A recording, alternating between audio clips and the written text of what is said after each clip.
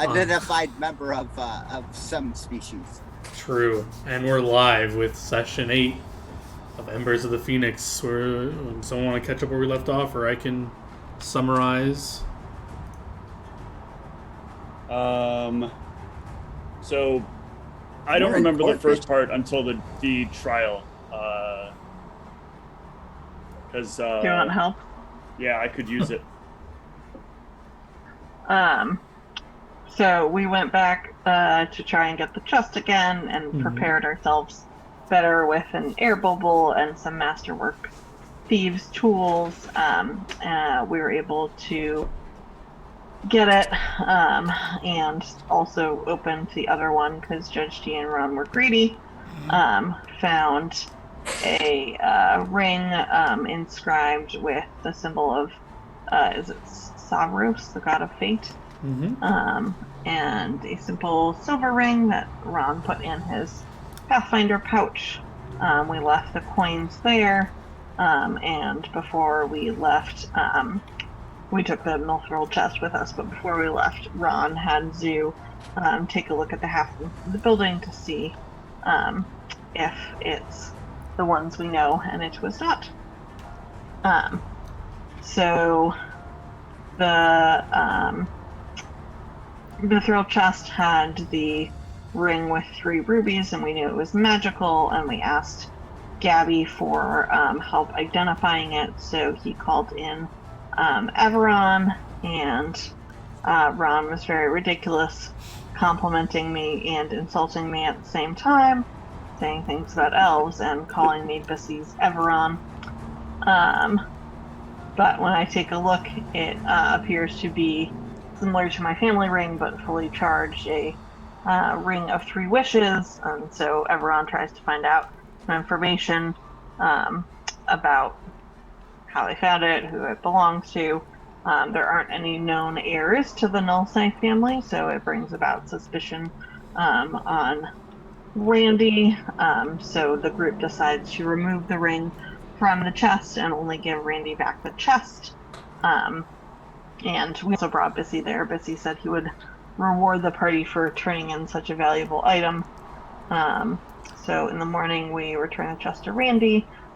We learned about from Randy about the Moroccan coins. And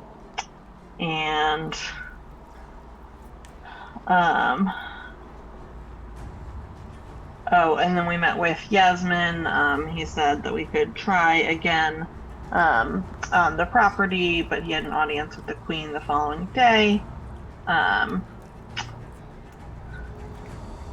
Judge D, I think, got a little worried about Randy realizing the ring was gone and thinks that something might happen to us. We decided to head out to try and take care of Yasmin's property. See some hools along the way, but ignore them. The magic goblin Grunch is the boss who wants us to leave, and he says that the territory was formerly goblin territory before the house was built on it, but they basically want an incredible amount of money in order to move. So we head back because we need to talk to Yasmin with this new information. We have a very slow search process with the guards. We try and find out from Yasmin where the land came from and see about paying the goblin to leave, but he said he'd be a laughingstock. And so Ron decides to file a counter complaint with the Queen, saying that Yasmin doesn't really own the land. He also shows the gold ring to the guards to see if anyone's reported it missing, but it doesn't seem like we learned anything from that. Judge G looks into the court proceeding process. So if Yasmin proves that the land is his, the Queen would retake it from the goblins. And we find out the building was constructed 23-ish years ago, and that the land was taken from a local population of orcs, goblins, etc., claimed in the name of the Queen.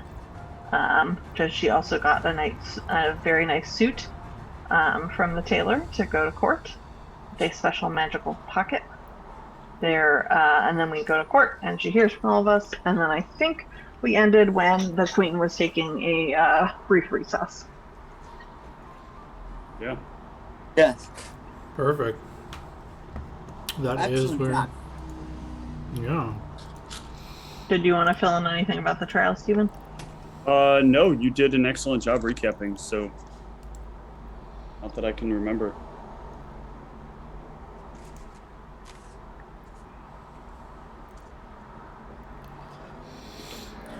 So you guys are waiting for the queen to decide what to do in this case. You guys are in your private little couch area. Any discussions you guys have while you're waiting, or?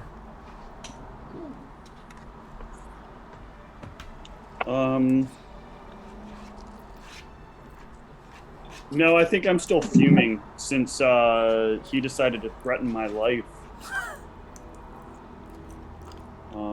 Which I don't take kindly to, because I'd rather not have to kill anybody. Jesus. So, he's gonna send hitmen after me, I guess. All I'm trying to do is get a fair deal orchestrated. So the party sits and waits quietly. The other gentleman just has his arms crossed, kind of huffing and puffing around, making a little... the guards already told him to stay over there and not utter anything else to you. What a turd. I wasted It's a pretty life. court setup. It's a nice room to look at least. It is. I forgot the character I based on smokes a pipe. Do you have pipe smoking? And actually does court stuff. So. Is that a thing in your world? Yeah, you can smoke a pipe if you want. Okay, cool. He breaks out a small pipe in the shape of say a dragon. Is there any story behind this pipe, or you just happen to like a dragon pipe thing? It was only a gold piece.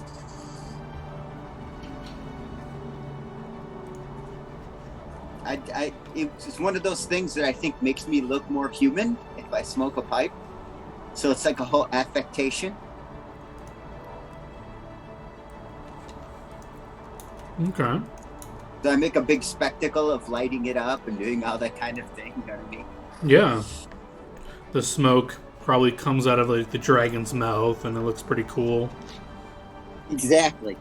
You got where I'm going. So it's like, yes, I think this case is already won. Hey, what are you doing? Smells terrible. I'm smoking. Humans do it. Alright, so why you need to do it? When in Rome, What's a Rome? when you I'm not walk wandering around the wilderness right now. I'm soaking up local culture. Is that really local? Yeah, I thought most of that stuff came from the Northlands. I guess I wouldn't know. I was gonna ask where does the substances come from, but I don't have any ranks in that.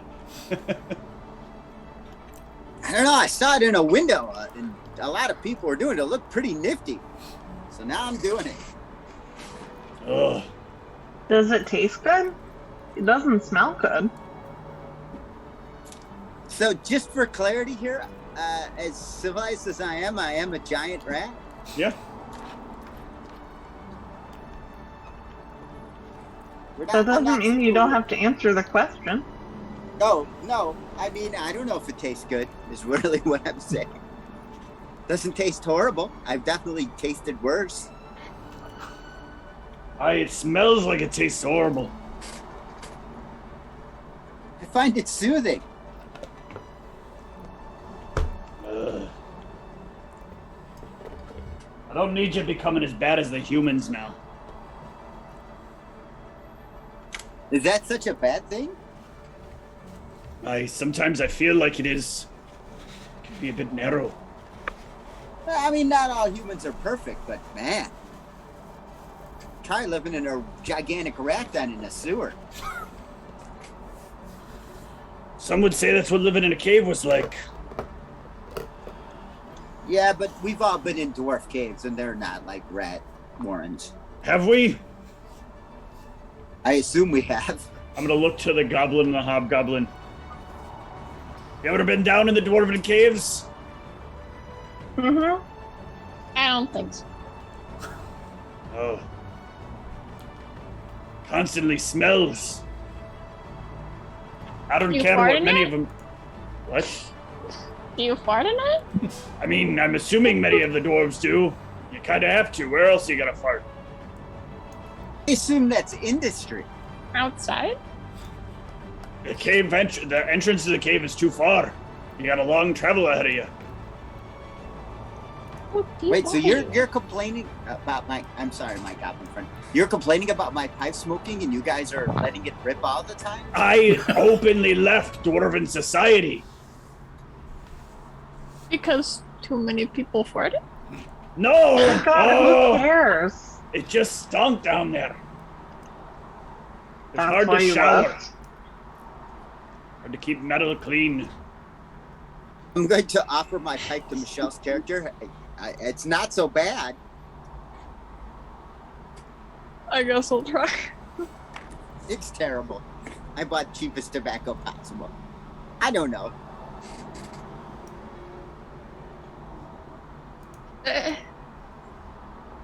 What this? It's basically poison. Tastes like it. Smells like something about we went out back and cut something, and I didn't quite understand what they were talking about.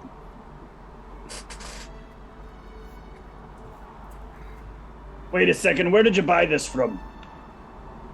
I'll talk about like a shittier neighborhood in town. You know what I mean? Like, it was over on so-and-so, and the guy gave me a deal. Did you see him actually have any plants? No? So you bought this from a guy off the street. God only knows what you're doing smoking. Sorry, Arfin only knows what you're even smoking. I'm sure it's fine. I doubt that.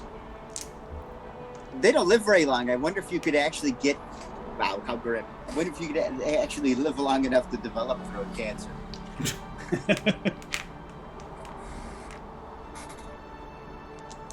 Queen is taking her sweet time. Yeah, this is a little untenable. Seems like she gets to do whatever she wants, right? Not surprised we're waiting. So the benefits of queendom, right?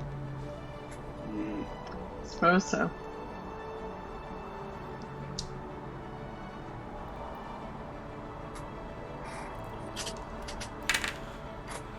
Yeah, you guys will wait for about 10 more minutes before you'll hear the great doors behind here open up. And you'll just hear one of the guards yell, "All rise for our Majesty the Queen." I rise. I rise as well. Sure. The Queen will be escorted back on top of this area here. And as she sits, everyone kind of sits down as well. You all can sit if you want. And she will call Ronald forward, or who was listed as the main complainant. I think it was Ronald, right? Ronald. Yeah. So she'll call... I'm listing myself as co-counsel, even though we aren't lawyers in any way, shape, or form. Okay, then she'll call Ronald and Judge D up, as well as Yasmin over here. So Yasmin... I'm glomming on your fame, Ronald. That's fine.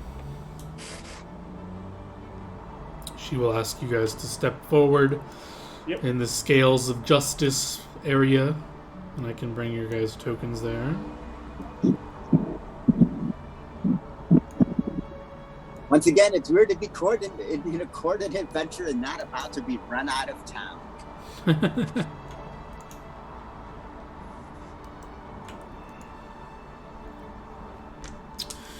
She kind of clears her throat and she says, after much deliberation and review of the facts, I must find in the complainant's favor. Yasmin kind of goes wide-eyed and has like a stern look on his face. And she kind of looks at Ronald and Judge D and she says, of course, as part of this judgment, the new occupants must now be recognized as citizens.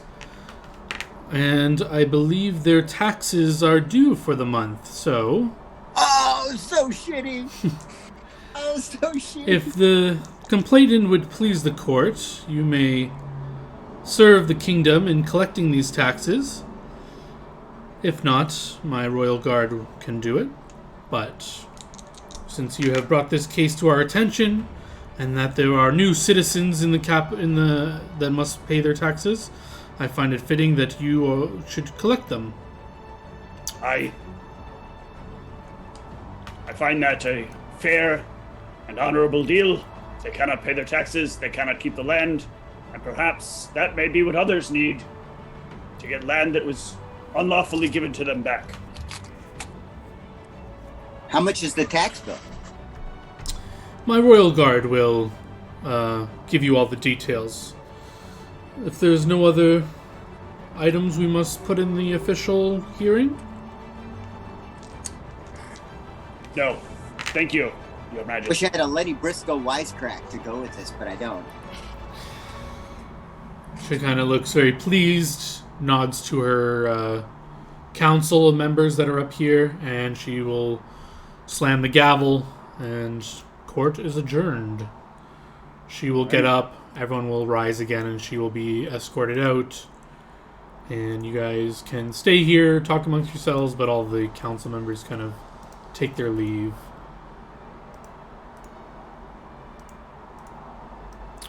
But yeah, before you leave, one of the guards will come up to you with a scroll with the royal seal on it, and just hand it to you and say, you have until the week's end to collect the taxes. I'll get on it. I'll be getting on it right away. Of course. What's the bill?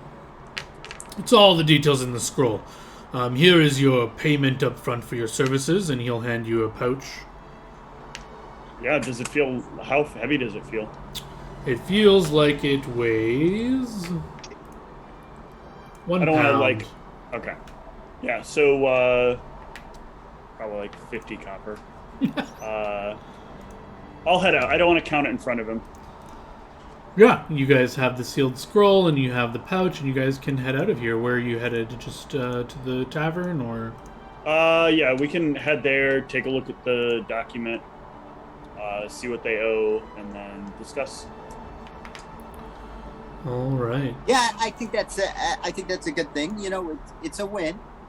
You know, It is a fair deal. What's most important? They've received citizenship.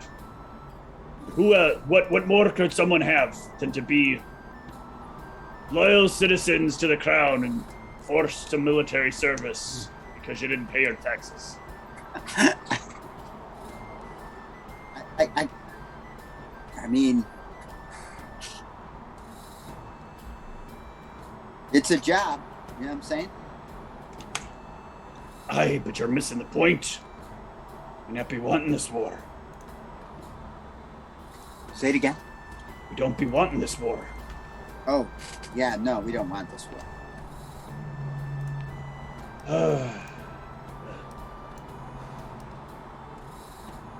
Let's see what they owe.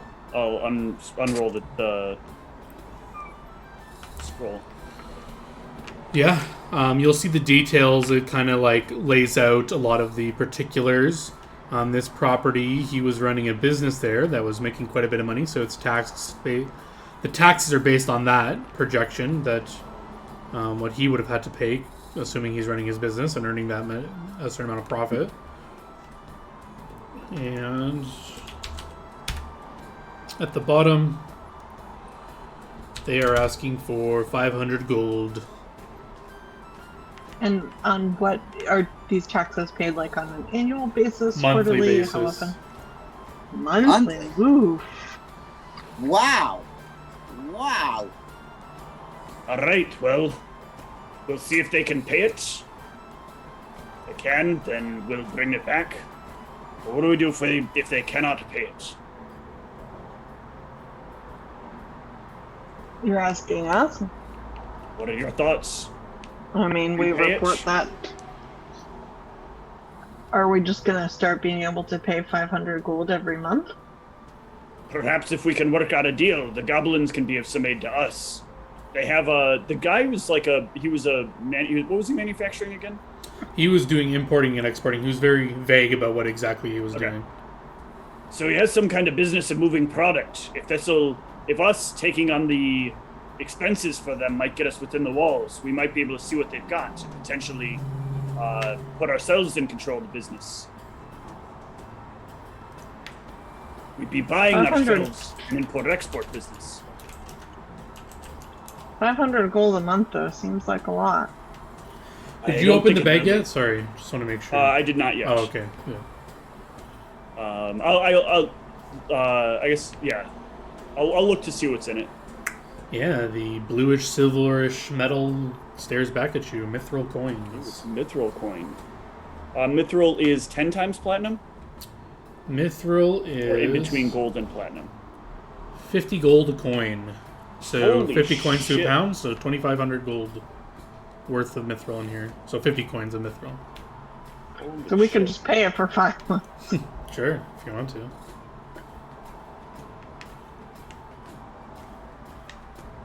Might be worth it to pay it might be worth it to pay a month. Why did we receive so much? I assumed it was so that the goblins, so that we would pay the goblins' fee themselves.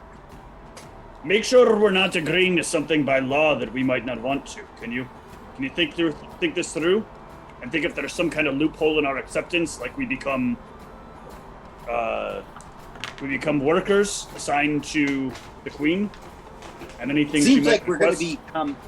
It seems like what they're having us do, Rana, is become these goblins' caseworkers and tax managers. I'd like it if you could just verify that, like you did when you found out about the deed. Or Okay. The goblins that used to live there, just to be sure. The last thing I need is the queen being able to call in a favor for us because we took this money. All right. How would I research that, Herdia? Knowledge maybe local, unless you want to sell me on a different check.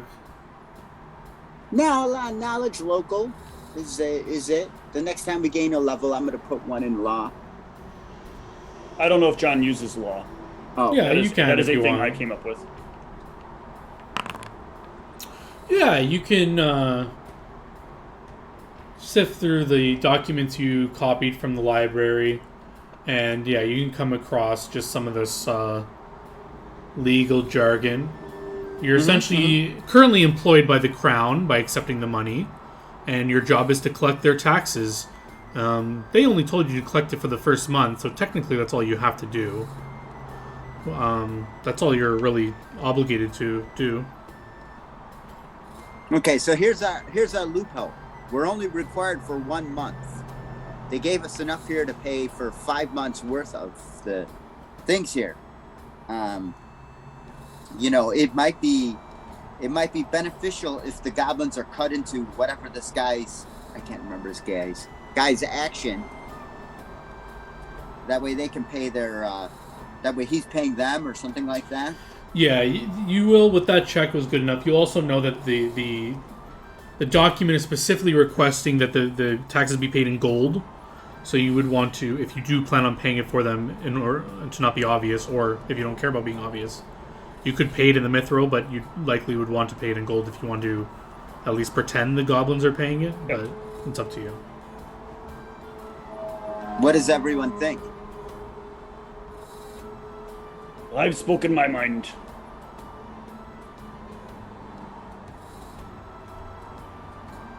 I'm a little nervous if we pay it for them and are not transparent that that is what is happening, that could come back to be a problem.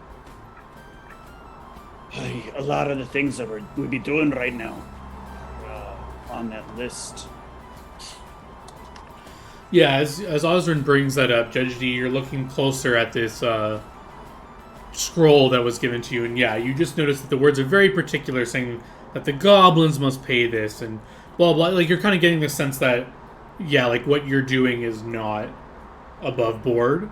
So, like, if it is found out that the money came from you, it would be a problem. What if it... Well, I guess we wouldn't know, but, like, theoretically we could pay them, and then they could use that money to pay taxes. Now that you're getting work. Now that you're getting the track I'm putting down. Okay. I'm sorry, did I not lay it out well enough? I Yeah, said I we would didn't catch employ it you. at all. We would Yeah, use them to be our import-export business. Right, but I think we would have to actually pay. We couldn't just say, like, oh, in lieu of paying you, we'll pay your taxes. I think we would have to pay them, and then they would have to pay Well, of taxes. course, they're probably not going to work for us if we don't pay them.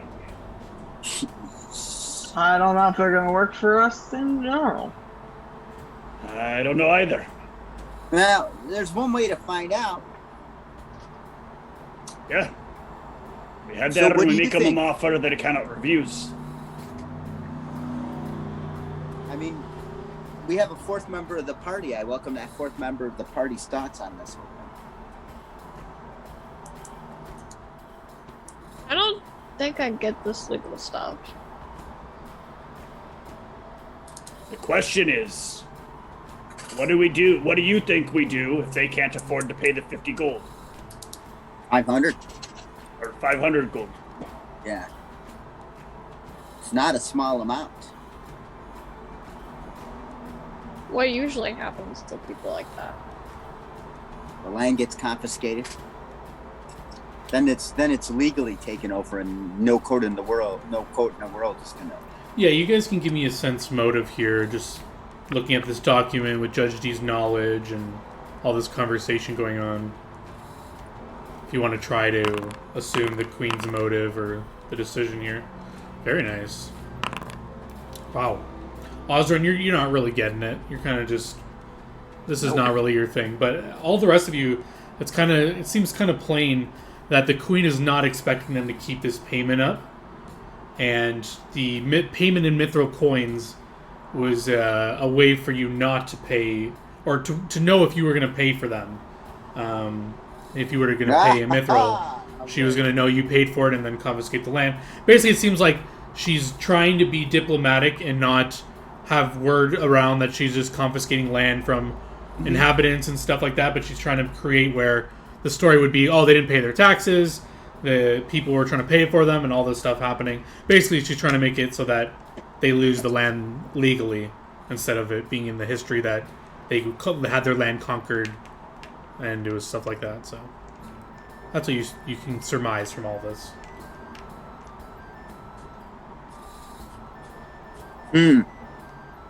Scandalous. Scandalous. And yeah, it's pretty unheard of, Zoo, you would know, and Osrin, that goblins don't usually work for money. Like, that's not a usual thing. It's, like, Zoo, you have done it, but, like, your average wild goblin out in the wilderness doesn't need money, so it's kind of an odd thing for this. That's worked in here, too, where the Queen probably expects them not to want to pay gold every month, and they're not going to have it every month unless you guys have your way of giving them that money, but the assumption is that they naturally wouldn't be able to get this money. I'd say we try. Don't hold your breath. I think the shot is non-zero, but If you say can't so. know until we attempt. What did you say?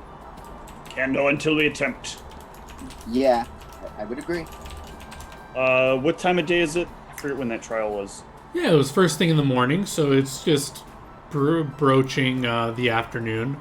It's probably just hitting lunchtime. You guys are as you guys have a drink, some lunch is being brought to you as you're discussing all these things. Yeah, then let's go have a chat with the goblins, because I think we have enough time. It's only like an hour out there, hour back, right? Mm-hmm. Makes You're all sense. good with that? Yeah. Yep. All right. Alrighty, you guys want to head out there? Mm-hmm. We're heading out. Let's get a D100 from anyone in the party. Who wants it? Not me. Get it. I know what the heck you go for me. 79. Whoa.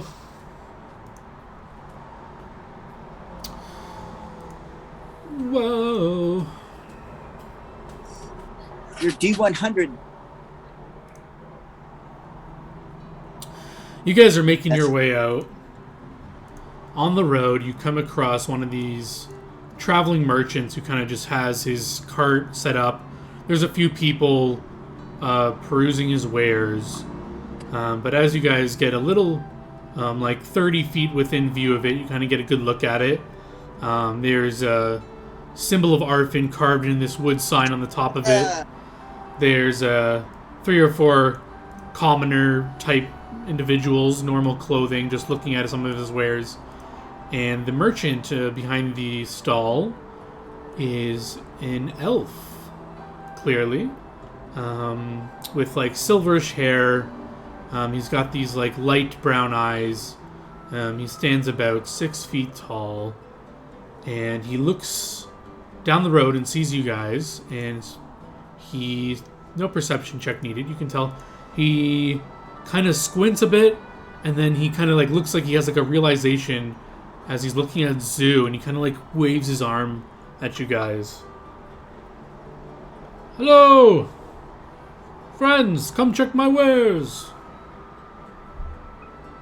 Let's saunter on up. Aye, it's not often you see a elf follow an orphan. Oh, haha. I give praise to all the gods, but when it is time for trade, it is time to give praise to the god of deals. Aye, so you're just into orphan for the benefits. No, I give praise when I am in the domain of a deity. If I were to go out for a swim, I'd give thanks to Causus. If I'm making trades, I give thanks to Arfin. Anyways, he kind of looks to Zoo. You look like you are in need of a nice new necklace.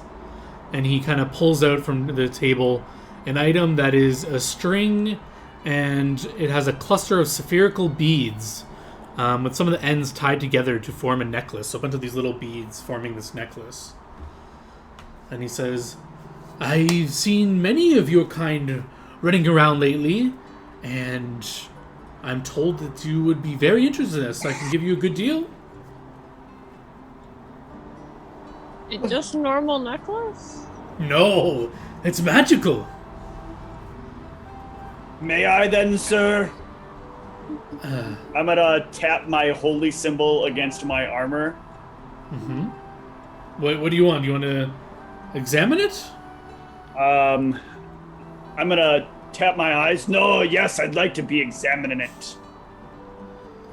Sure. He kind of holds it out, careful not to let you touch it. It's I will very... cast- yeah. I will cast Detect Magic. Yeah, it definitely radiates a moderate aura, and you can give me a Knowledge Arcana for the school if you wish.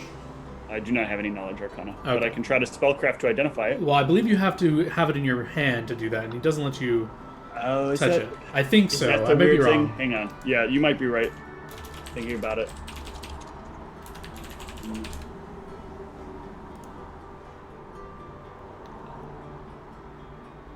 I need 3 rounds anyway, so it would take a bunch of time. Yeah, it just says you must be able to thoroughly examine it, so I just ruled that you'd have to, like, hold it and look at it and stuff. So yeah, he kind of just, like, lets you examine it quickly, but then kind of, like, pulls back. It's very delicate, and you can examine it, and obviously returns are if you're not happy with it.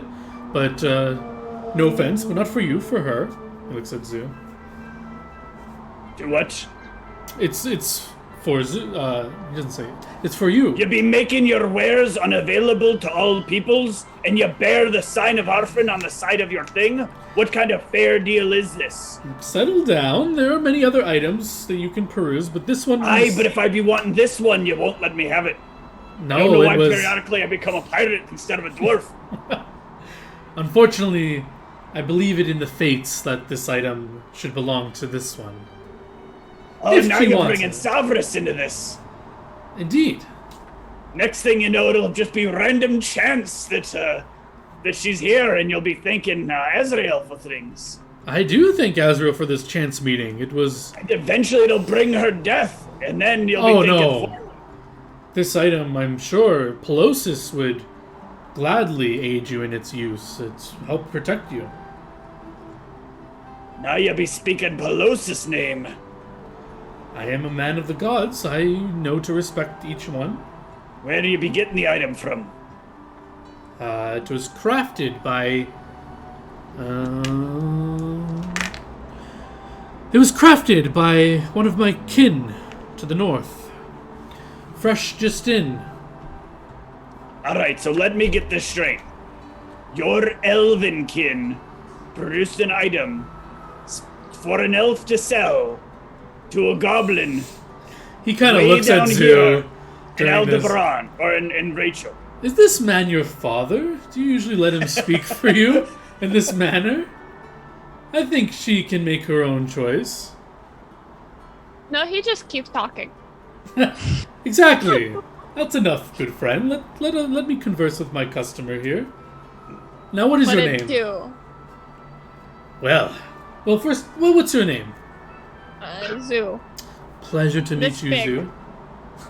Oh, hello, Big. I might have something for you as well, but let's do one thing at a time. Can we get on with this? Why are we stopping here? We have something to do. Oh, you're in a rush. I'm sorry. I'll be quick. This is a necklace that would let you produce a fireball. You like fireballs, right? All you do is take one of these beads and you throw it, and it'll turn into a big fireball.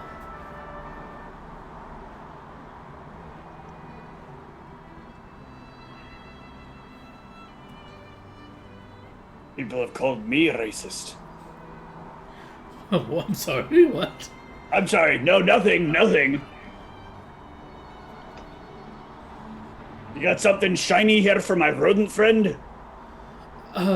If I thought you were in a hurry, but if you have time, I can show you a bunch of items for That everyone. was a joke, sir. Oh.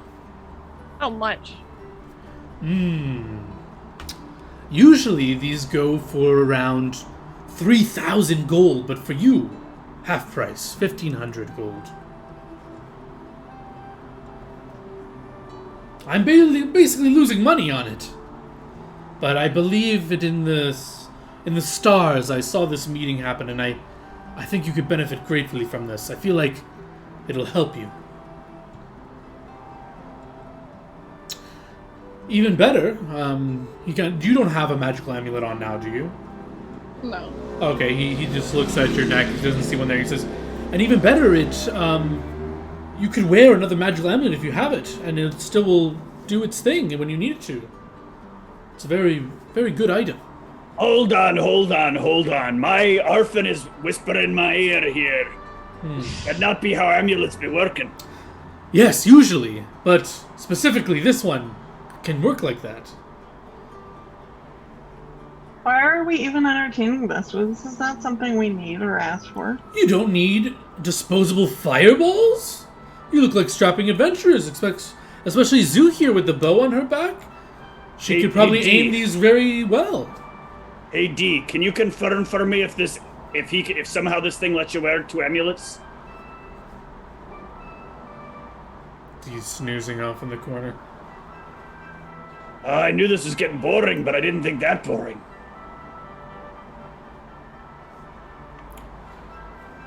Yeah, we've lost him. You put our rodent friend to sleep. with your sales pitch. Oh, my apologies. Well, I mean, Zoo, are you interested? Haven't you ever want to throw magics? I don't have enough coin. Aye. It's like people are prepared for shysters like you. Do you want to just try it on and see how it fits? Oh, I thought I heard Charles. Oh. I was there. You'd be I getting a said cursed something item. about Shysters. You'd be getting a cursed item if you're not careful. It is not cursed. Look, he'll put it on himself. See? I'll take it off. It looks a little different when you put it on. It might convince you to buy it. Kind of like offers it to you. This is one of the most suspicious things I've ever heard. No, it is how it functions. What be stopping her from, once she puts it on, taking it and using it on you? But my word, that would not be very honorable. I wouldn't. You all take me as honorable people. That would be quite unfortunate. And I would hope you wouldn't do that. I take you as a racist. Excuse me, sir? You only sell certain items to certain people based on their race. No! I'd say that's racism. I wasn't selling this because your friend is a goblin. I was selling it because your friend is Zoo. Oh, you weren't selling it to our friend because our friend is a goblin. Oh. That's right. I was Right, selling you it just to won't your... sell it to me because I'm not one. No, because you're not Zoo. Your sales pitch literally led with, lots of goblins have been buying them. Is that because only goblins have been having them sold to them? No. I just... Speaking of which, by the way, you didn't happen to sell one to a goblin that was dressed kind of like some sort of chieftain, did you? Ooh, good call there. Nope, this item is fresh, like I said. I've sold many things to many goblins, but... anyways, you all are speaking for your friend here. Can your friend speak if she wants to hold it or not? I will try it on. Yeah, you put it on, and suddenly this mundane spherical beads turn into a golden chain with a number. All the spheres turn golden. It just looks like amazing as you hold it. But you can kind of like take it off and then look at it, and it turns normal again. But then when you put it on, you see it turns into this golden chain with all these golden golden spherical balls on it.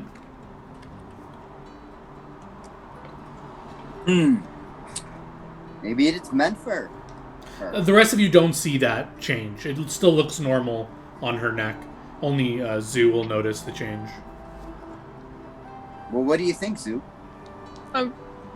Does this clash with the silver? Does it clash with the silver? I think Not being it a good complements. judge. I might be a little biased, but it looks great to me.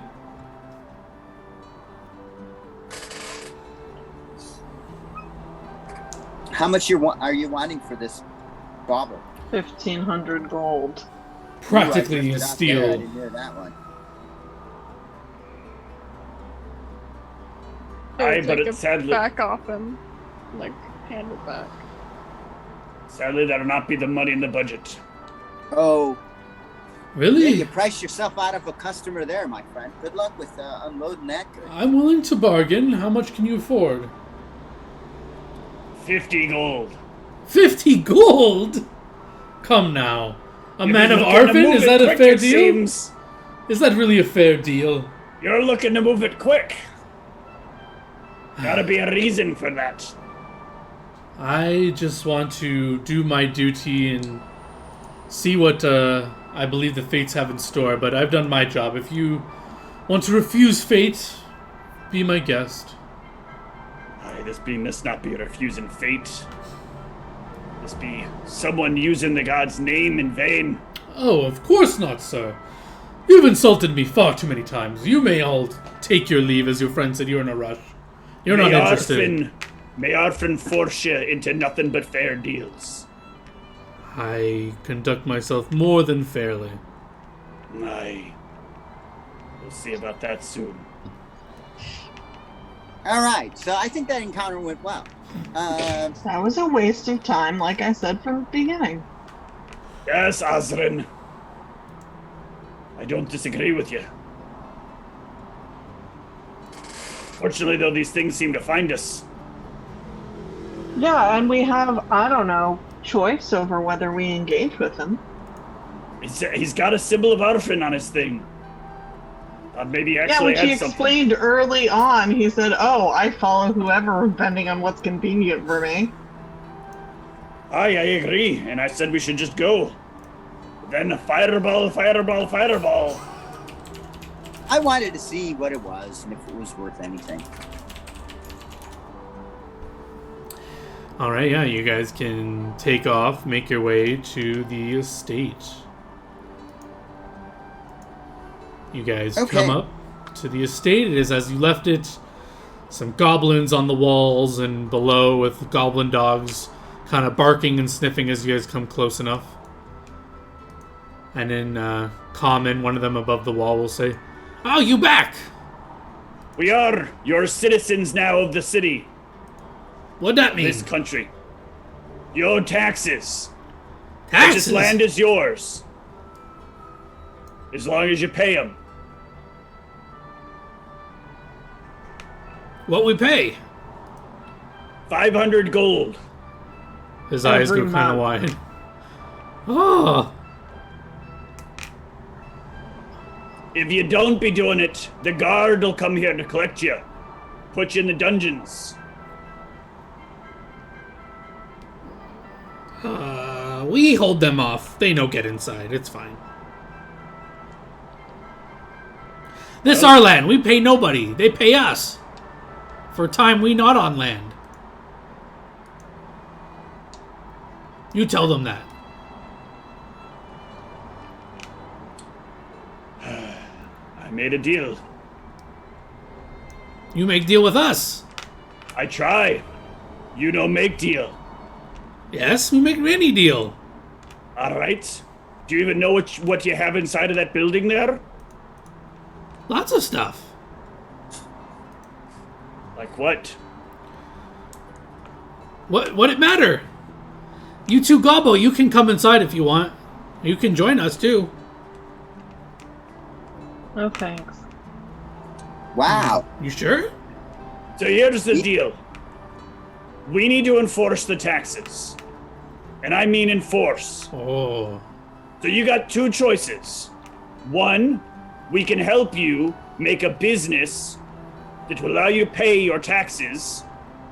Or two, we're going to take the taxes how we need to. I work you more than a fair deal. And if you're not going to keep your end of the fairness, then I'm going to make sure that you keep some half of the deal.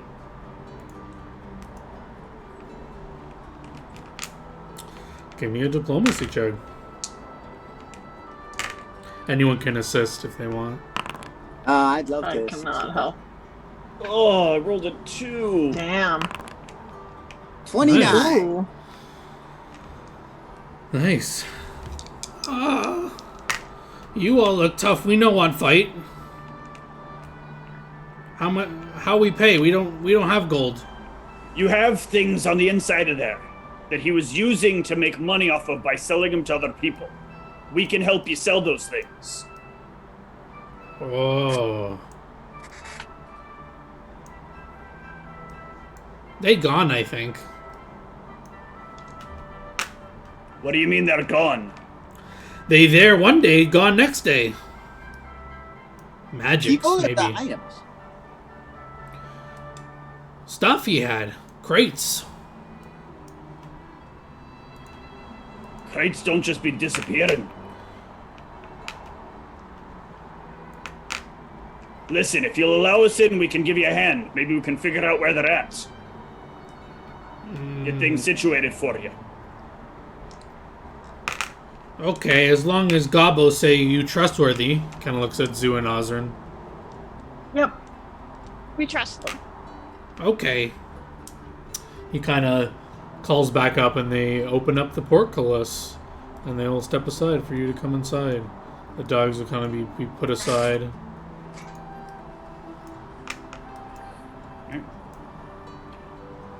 It's like So a, much it's like blood. it's like a dime store version of Oz. Hey, you guys make your way to the center area here. These dogs are on leashes, and they kind of growl as you come through. Oh, Some goblins will come down, kind of watching as you guys walk through the place. Okay. And the goblin that looks magical, the one who was talking to you, kind of escorts you too. He says, "Over here, many crates one day, and then next day gone." Kind of points up here. I will try to detect magic. I'm gonna cast a spell, but I promise it won't hurt anything. Okay. And yeah, detect magic around the area. Yes, can you put detect magic in the chat for me? There is stuff on lingering auras, I believe. Yes. Magic aura lingers if the original sword dissipates in the case of spell or is destroyed. The spell indicates the aura's strength. How long it lasts. Duration of the lingering aura. 1d6 needs to be rolled.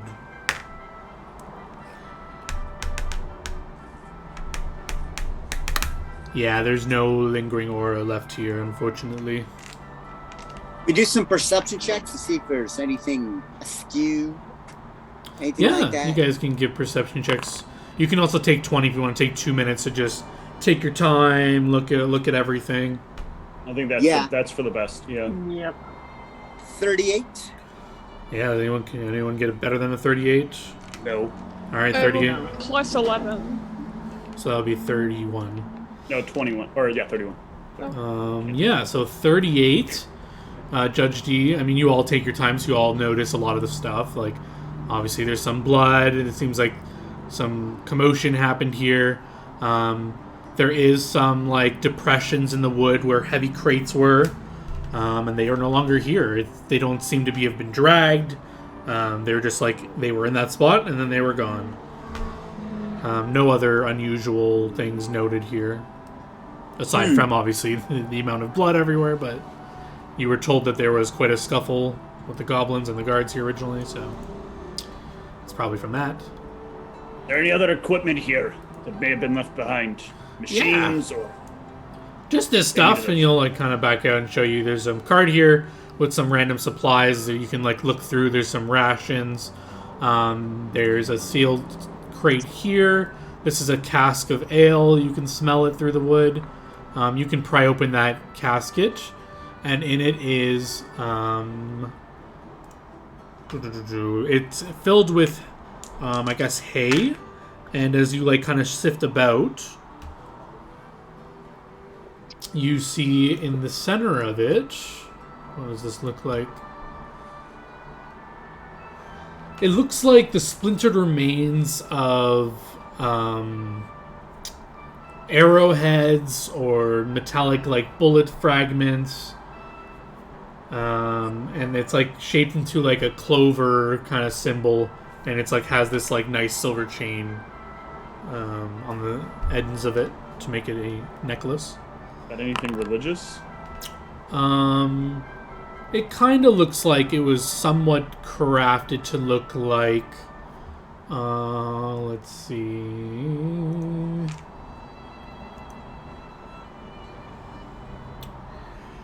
Yeah, it's like trying to be almost a star-like symbol, but it's very crudely made, kind of like Irtis, the god of magic. It seems like that would be the closest, but it's like very not good craftsmanship. Right, is that magical at all? Probably not, considering it's low craftsmanship. It is magical. Oh shit. What's the level? You get a very faint aura. Okay. Strange here.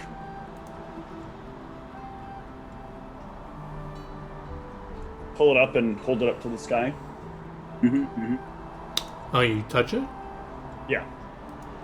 I die. Nope, nothing. Yeah, so you hold it up to the sky. The sun kind of catches it. You can kind of see the. You just see the flaws in the craftsmanship. It seems like it was like hastily put together, not like amazing work on this thing. If it is, you do know it's magical. It must be something very, not very good. Very odd. This is all that this is the most important thing, most valuable thing in here. Nothing else magical or anything. Yeah, as you dig through, it looks like all the straw in here was to like protect this in shipping or something. What a weird thing. This thing is in shambles, and yet they're protecting it like it's precious jewelry. It doesn't even shine with magic that is meaningful.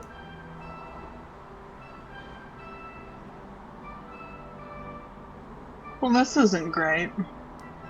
No, not good at all. So they've got nothing here. What you mean nothing? Look at this place. It's great. Yes, it's a good place for you to be living. Mm-hmm. But we need a way for you to be making money. What happened when this stuff disappeared? Well, I sleeping, but he kind of calls for one of the other goblins to come down. This one on watch. He see it go disappear. This goblin kind And there were no people or creatures or any kind. It just this vanished? goblin. Yeah, he comes up and he starts speaking goblin, and he says, "I on watch. I swear, I no steal it. Magic disappear." Do you remember anything that you saw or heard or anything when that happened? I know you didn't steal it. I'm just trying to figure out where it went.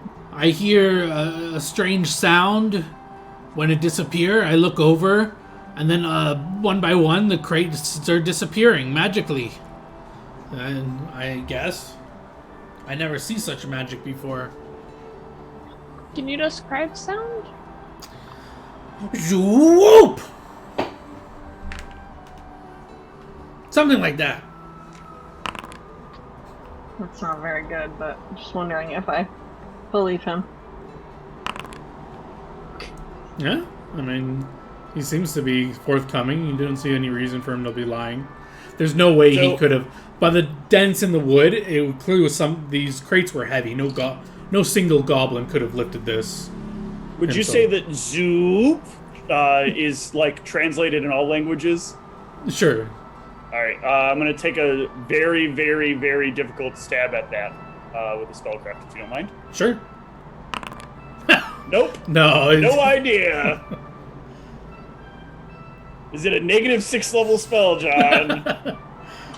I mean, you are a fifth level cleric? Fourth level, right? 4th level cleric. Yeah. So I mean, you've heard of things like out of character. I'm sure you could have that knowledge. Like it's a magical world. People know. Like you could have. I know that things can teleport. I've seen teleport. Right. So you might be able to teleport. So you might not know the specific spell, but this was something. Something has been teleported, probably. My wonder is whether or not they had to be here to do it, or if it could have been done from a distance. That's why I was basically trying to figure out, like, suss out, is there a spell that can do it from anywhere, or do you have to be here? Yeah, that you wouldn't be too sure without doing research or something, but... Hey, D, what do you know about magic? What would make a zoop sound? What's that?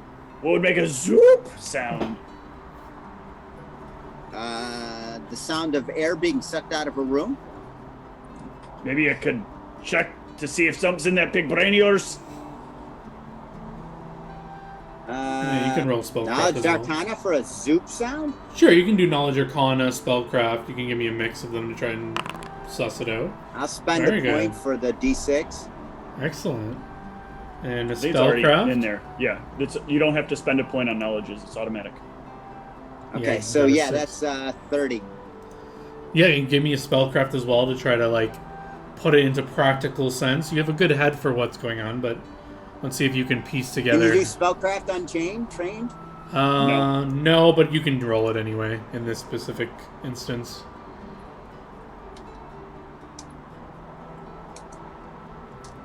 I thought you had an ability that lets you roll stuff untrained if you spend an inspiration or something too anyway, but whatever. That was for knowledges. Oh, it's only knowledges. Okay. Yeah. We changed that out.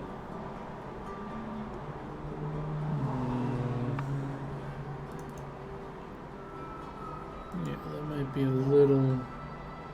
Hold It on. might not. Yeah, it's just, there you go. Plus my 4, and then I'm going to spend my 6 points of inspiration. My point of inspiration. Yeah, that's enough So to that's kind going to of. give me, yeah. Yeah, that's Give me a enough to kind of the knowledge arcana. You definitely know that probably teleport object spell was used, and you would know that spell is a range of touch. And with that spellcraft, you can probably assume because you didn't see anything, the person might have been invisible, something like that. Maybe they were in the cover of night darkness or something.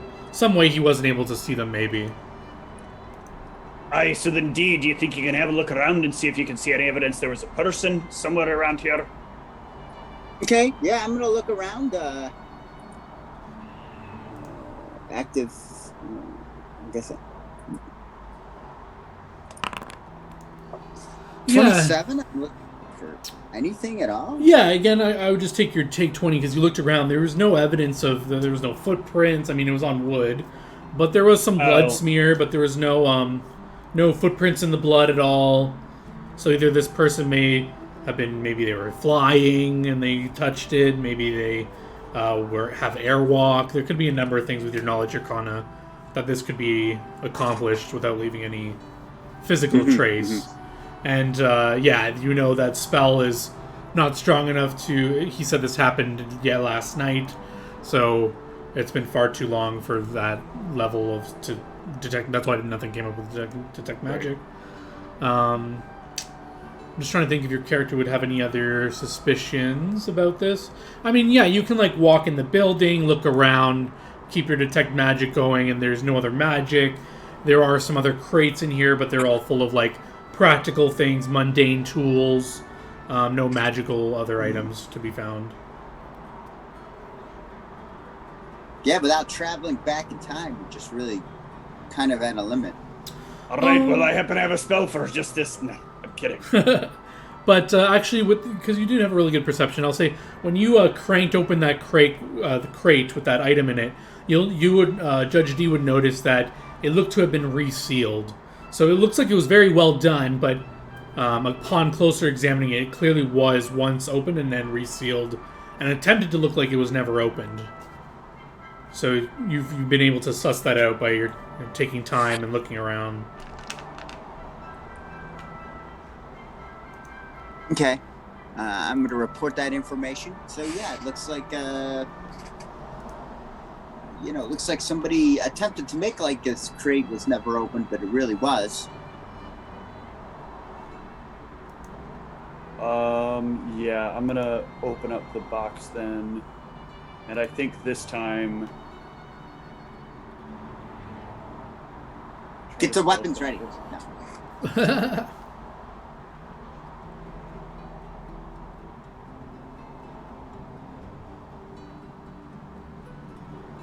Yeah. So can I try to go back to the box and then try to identify that object, the item, and the magic that's on it? Oh yes, you could give me a spellcraft to identify the item. Didn't realize I didn't try. Oh, yes, you can tell that this is an amulet of bullet protection. It will give you a luck bonus to AC against firearm attacks that target touch AC. And you can tell it's a +1. It's not. What a bizarre item to be leaving back here. Sure is.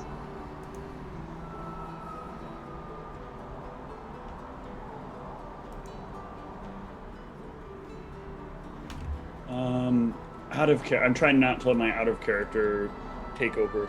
Because out of character, I want to throw this thing as far away from here as I can.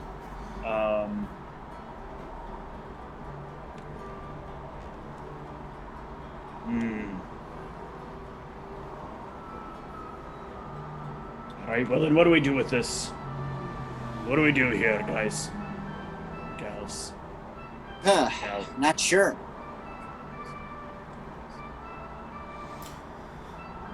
The magical goblin kind of saunters on up and looks at it. He says, "That pay our first month, maybe?" Kind of scratches his head. "It valuable?" Perhaps. Problem is, right now, it's got to be sold first to do that. And if there's some kind of claim that can be made to it... actually, that's another thing. Dee, can you look closely at this and see if you can find any identifying marks? Maybe something that would make it obvious. I'd hate for us to try to sell it off for them and then find out that he's got some loophole that it's his now. Would that be a perception or an appraise? You can give me an appraise. I'll just use your take 20 and perception to check things out here. No one's threatening you. You guys can take time here. Yeah, you can tell this is, even though it's crude construction, it's worth probably about 1,000 gold. There's no identifying marks to see if it belongs to any one person in particular.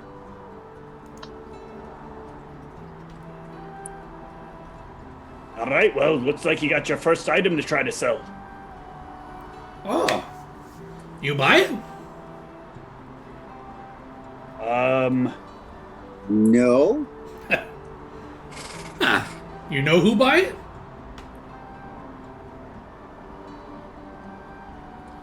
Perhaps we could take one of you to a place. Would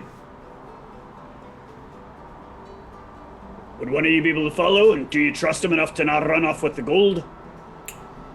Why not you sell, take some money for doing it for us, and bring back gold for us? Aye, so you want to employ us as your salespeople? Yeah! All right, then. I will take out a sheet of paper, and I will, take and write up a quick contract that we are basically being commissioned to take this object, which is on their property, and has been left here for enough time to be considered abandoned, and that we will go to town and sell it on their behalf. He kind of watches you writing this, and he says, "You make journal for yourself? Why are you writing what happening?" We're writing a contract up. The Queen is looking for any reason to take this land from you. So we need to make sure that if we sell this, it's on your behalf. And she can't say that we gave you the money intentionally. He kind of scratches his head. That's very confusing. It is. This Why not we just kill Queen? Make simple. I don't think that would be simple or advisable at the current moment. Even saying that is probably not advisable. Current moment? When good moment? We help. All right, let's not be talking about these things at the moment. When good moment? He kind of looks to Ozrin.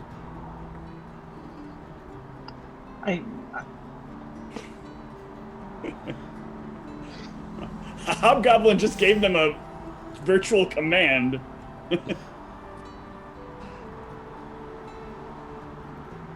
We'll discuss that later. Okay.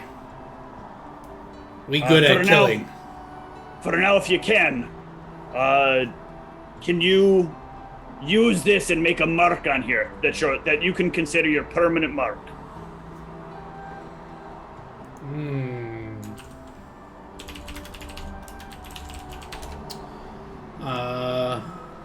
I can make magic mark.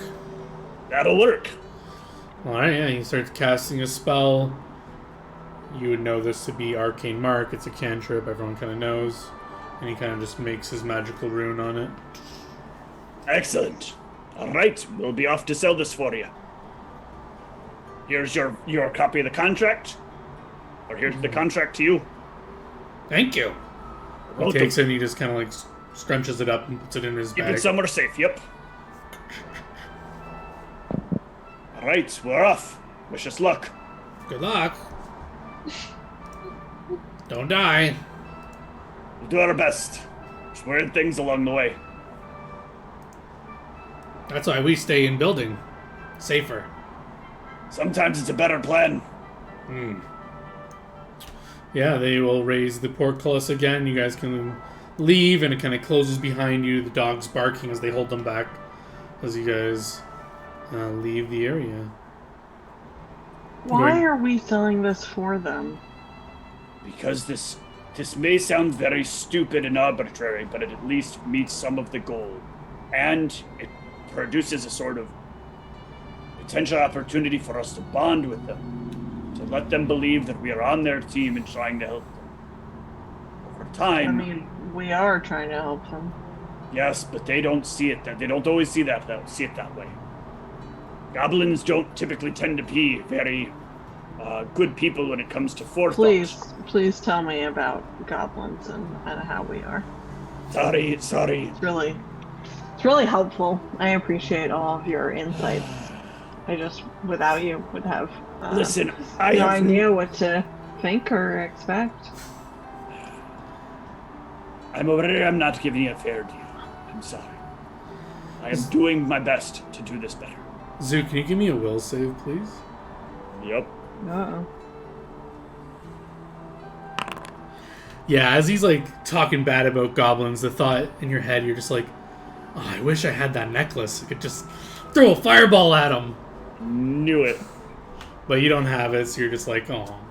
That son of a bitch.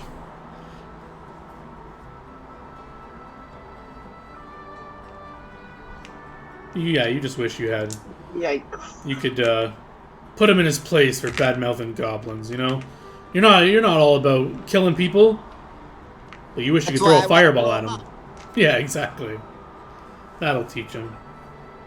But the thought quickly passes as you kind of just shake your head. And...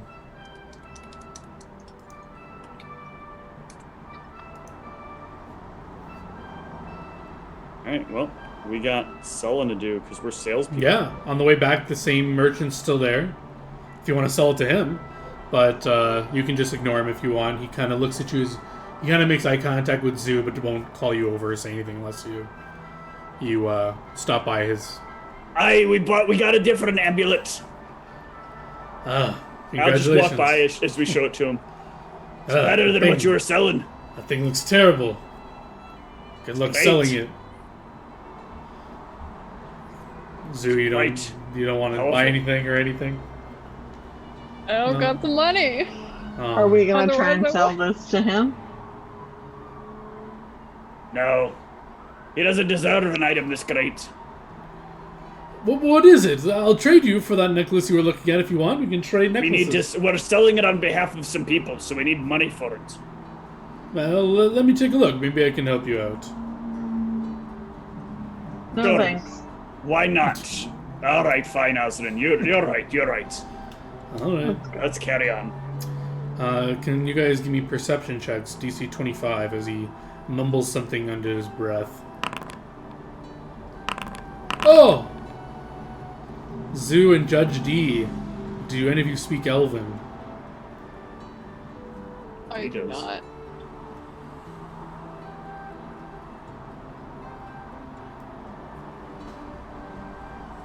Do you speak Elven? I do speak Elven. Ooh, okay, yeah, so you hear him whisper under his breath, "May Arfin curse that necklace. Good for nothing." And he's just like saying that in Elvish. What? We'll be talking about curses. Huh? I don't know. I got this weird flash that somebody tried to curse something. I don't understand how. He kind of just looks away and starts talking to one of the customers. That'd be really uncool if people were doing curses. But yeah, you guys can keep on walking to the city.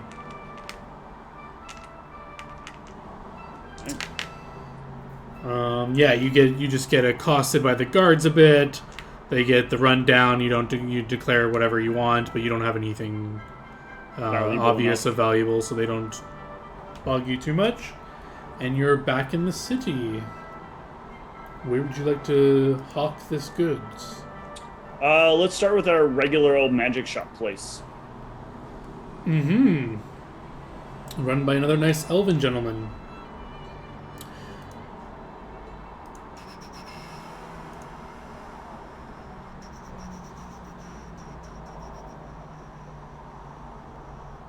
Yeah,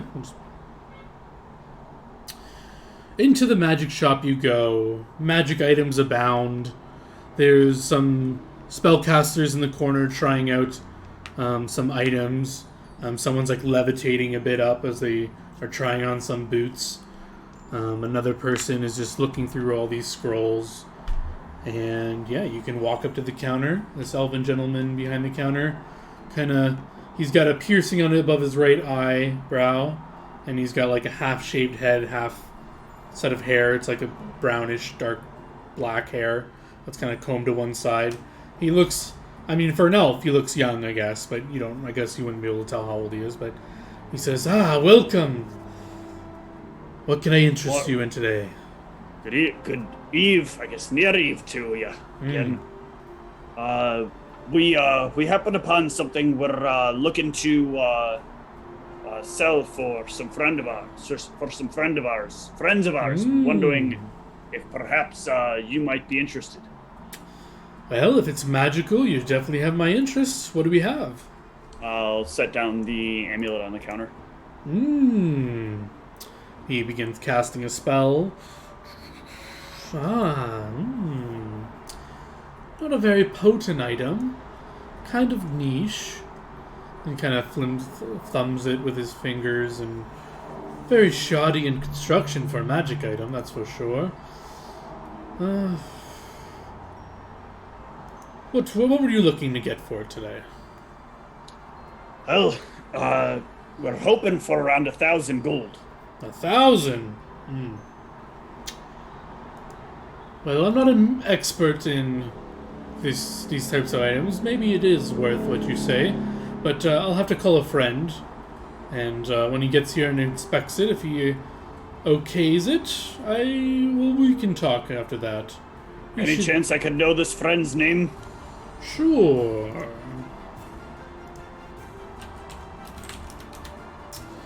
Who is he going to call? Ghostbusters! I don't know if you've heard of him, but his name is Perenelle. Morningfall, I think, is his last name. I have not. Alright, sounds fine by me. Excellent. How long? They should be here within 30 minutes or so, if you want to peruse around the shop until then. Aye, that sounds good. Yeah, you guys can look around the magic shop. I don't know if you guys are actually in the market for any magic items. If you are, you can let me know and you can see if they have it. I'm going to ask if he has heard about anybody asking if a... is it the... the Revelation? Yeah. If anybody who is looking for... I forgot... I removed the description of the Ring of Revelation. Because that's the thing that has, like, the symbol of... was it... Oh, the Oracle Ring. Yeah. I'm going to ask if anybody's, like, come in here asking if somebody's recently sold him something that fits this description, fits the description of this. Yeah, he hears the description and says, "Oh, yes, I've heard of that item, but no, I have not had any dealings with one. That is a much more interesting item than this one. Do you have one?" I do, but I'm trying to find its owner. We found it in a rather unusual place, and we're worried somebody may have lost it. Perfect.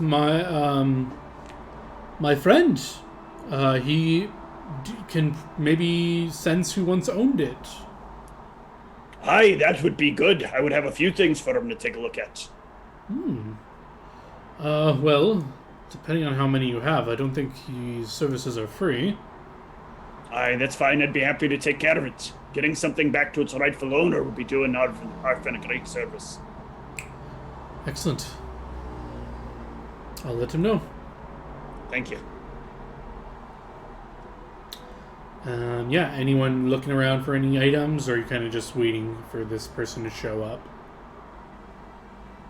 I'm just Not on waiting. the hunt for any items. Not in the market. Oh. There's nothing cheap that'll ask me to throw fireballs, is there? Yeah. No, but there's a necklace you could probably get that does that. Just go without the I party said knowing. cheap. Oh. I still don't have the money. Yeah, well, maybe there's something else you can do. You didn't even try. Maybe you can do a favor. Maybe. All those thoughts go through Zoo's head, because that was a very nice necklace. I mean, it was golden when it was around your neck. It looked nice.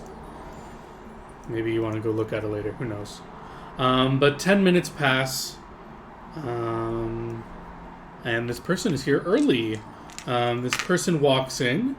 They look human for the most part, but as they take off their hood, you'll notice that their hair shines like metal, and they have jewel-toned eyes and a lustrous kind of skin color that almost looks like it's glowing as they walk in and kind of... You say their hair looks like metal. Shines like metal, yes. Like, with all the, like, luster and, like, different points the light hits it, it reflects differently. Hello. Oh, hello. I believe... You are... Yes, I am Mr. Morningfall. I believe you have a necklace I am to look at. Oh, yes, I do. Looking to find out how much it's worth, if you can. Of Don't course. mean to inconvenience you. Not at all. Anything for my good friend here.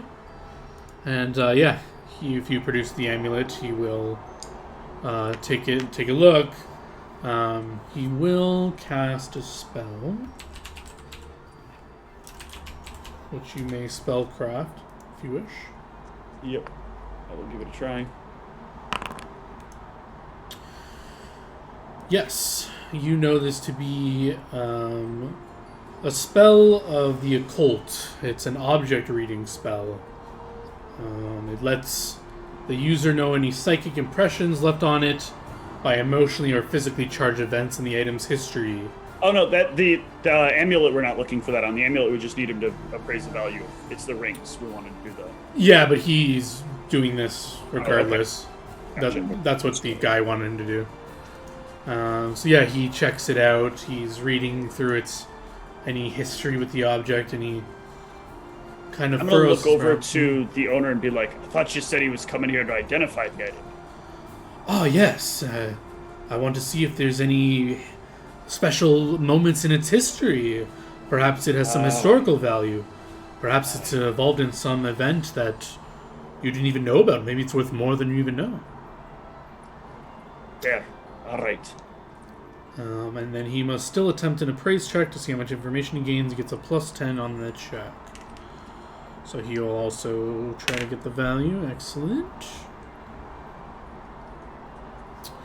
He kind of furrows his brow and looks at you after he's done. This takes like 18 seconds or so. And then he looks up at you and he says, "Where did you get this item?" Some property that has recently become owned by some goblins. We're trying to help them keep their land. I see. It seems like there's some nefarious event attached to this object. I can't see exactly what, but perhaps you mentioned some goblins and some land struggles. Perhaps this was present during that, and the emotions of the people at the time attached to it.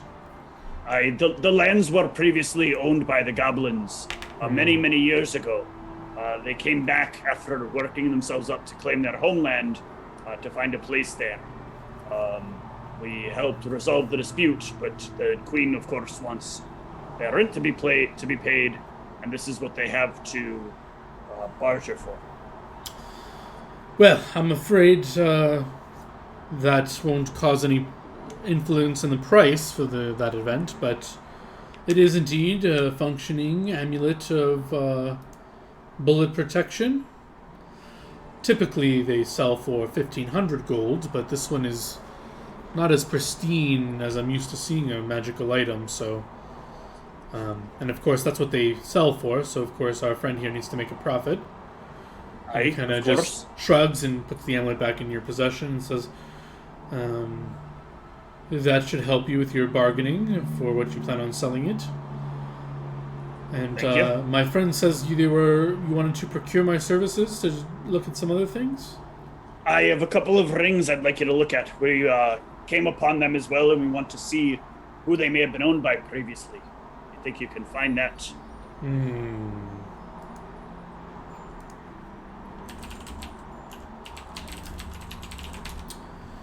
That is a little trickier to find its once owner. One of them I think might be easier, but the others, perhaps they're too generic.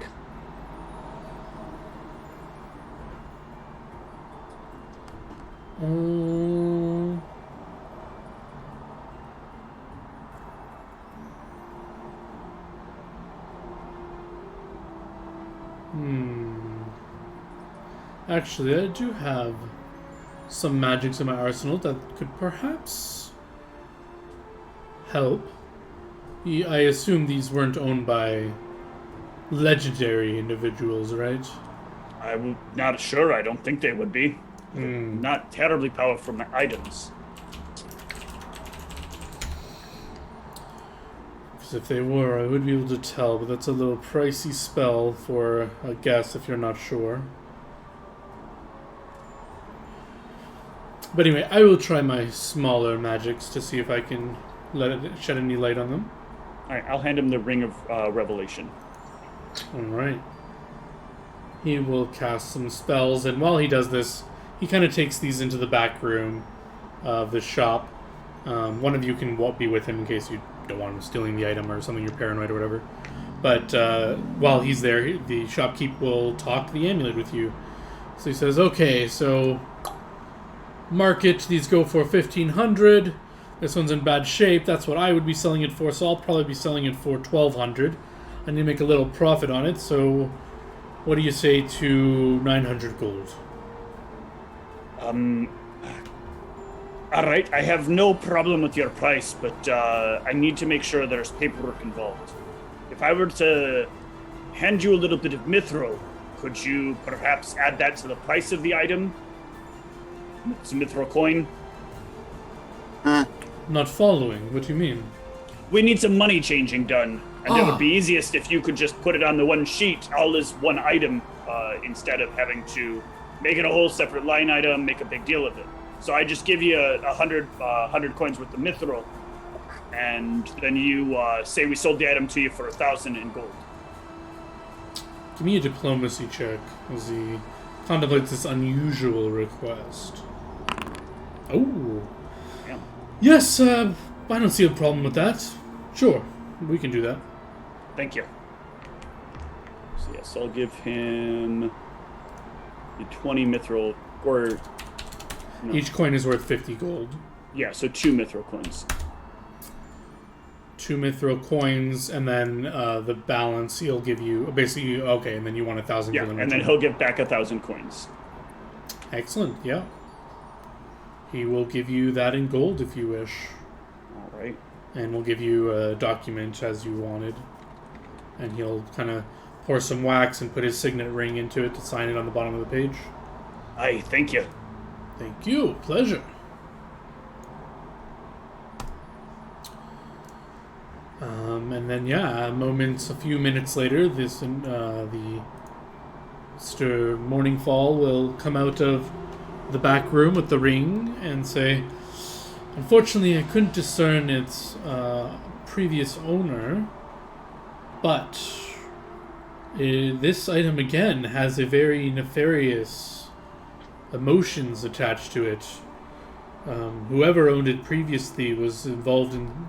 It was taken unwillingly from its previous owner, it feels.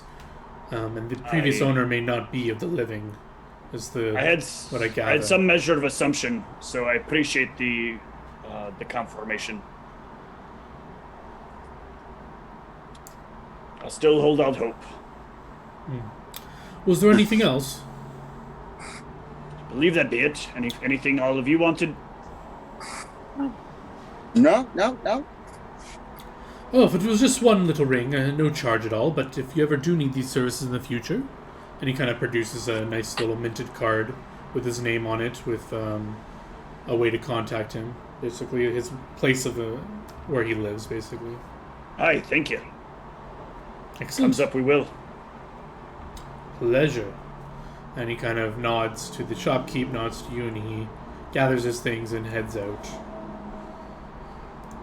And you guys are free to do as you will. Peruse the wares or head out into the city.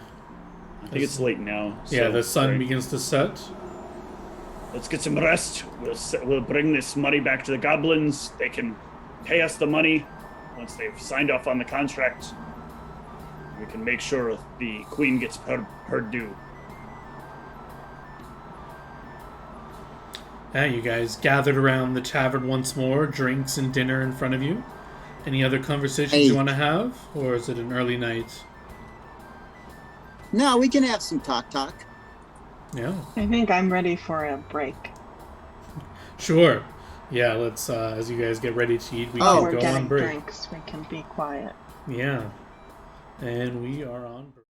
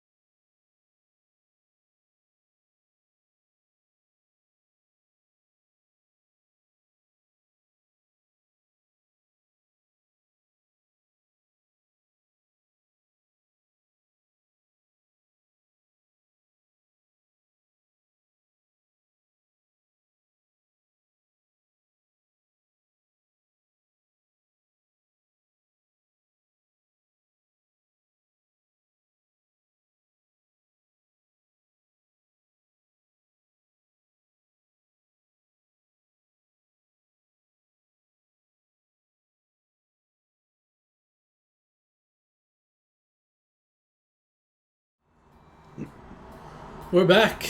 The party's around the tavern table once more.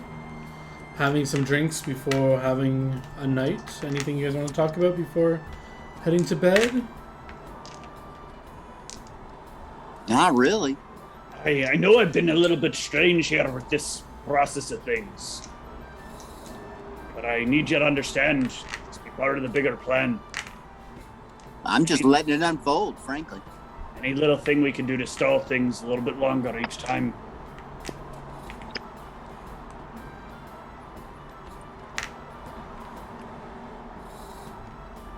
It'd be nice if we can stay on topic a little bit. What do you mean? Stopping at random vendors to see what crap they have that we don't need and didn't ask for. You'd be turned into a robot. A robot. I thought maybe we had moved off of Robert's Rules of Order and really needed to call for the order of the day. Stay on topic, people.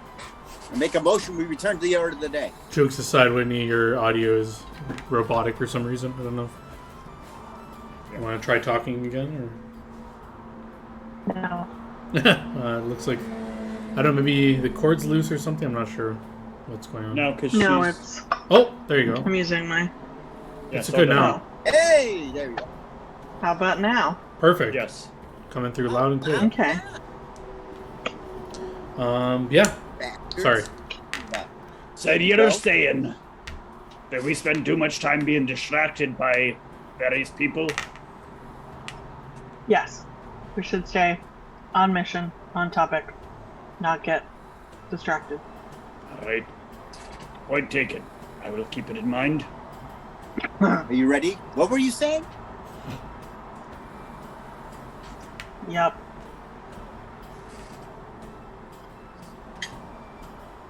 I'm so pleased with myself. You seem pretty annoyed by it. You get annoyed by things easy? Me? Only things that are justifiably annoying. You'd be seeming to justify a lot of simple things to be very annoying. I just like I'm to not be getting near efficient. that one. Lord, I'm not getting near that one. As you guys are enjoying your drinks and having your conversation, a half-orc, I guess, or he's a human, but he kind of looks a little, has some strange features about him that would lead you to assume he must be like a half-orc or something. He kind of slushes on over with a drink and kind of like interjects himself into the conversation a little bit and says, "Oh, sorry to intrude, but you, sir," he kind of points to Judge D. "Are you the infamous Judge D? It's me, Judge D. Solver of crimes?" There's rumors of that, yes. Excellent. Can I employ you? Right now I have a full schedule, but tell me what's going on. He kind of looks around. It's a bit of a private matter, but if your schedule ever clears up, and he kind of produces a little business card. And the name on the card is... Lance Mannion. No. La Fuga. La Fuga. La He's Fuga. my favorite character from Beauty and the Beast. And obviously, as you flip it over on the back, it has like his address. He kind of pats you on the shoulder and he says, "Thank you, my friend. I hope your schedule opens up soon." And Okay. he'll part ways. I go, look, I turned down a job because we didn't want to get distracted. He didn't give you any details? No, so it's not a rush. If it was important, he would have gone on and on. One would hope so. Well, perhaps you can follow up with them tomorrow. Well, let's see what's going on with what we have going on now. If that made any sense at all, that whole line. Close enough. Okay. I'll allow it. Thank you. It's appreciated.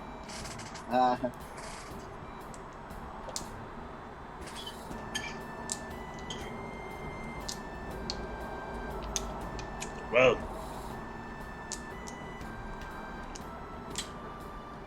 So, I want to apologize about earlier. I don't be meaning to speak on behalf of your races. It's just, it's hard sometimes getting over what you're used to encountering, and what you're used to dealing with. Where I came from, the goblins, they just, whenever you saw them around, it was always trouble. Either stealing gems, stealing food. It took a long time before I realized you all weren't so bad, you're just trying to figure out how to survive. But it still leads to a lot of bad behaviors. But I don't want to be that kind of person that just jumps to the conclusion. But it's a little hard to get there sometimes, you know? Yeah, I guess you just need to spend more time thinking about why society is structured so poorly that people have to resort to those behaviors.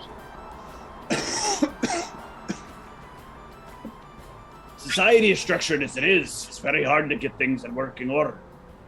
It's not like people get to dictate the rules. Not till Bissy have I heard anybody speak something that seems so clear.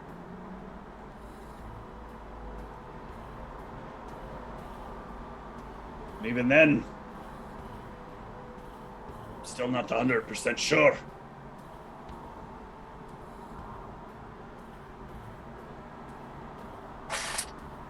It seems like there'll be dwarves that agree with him.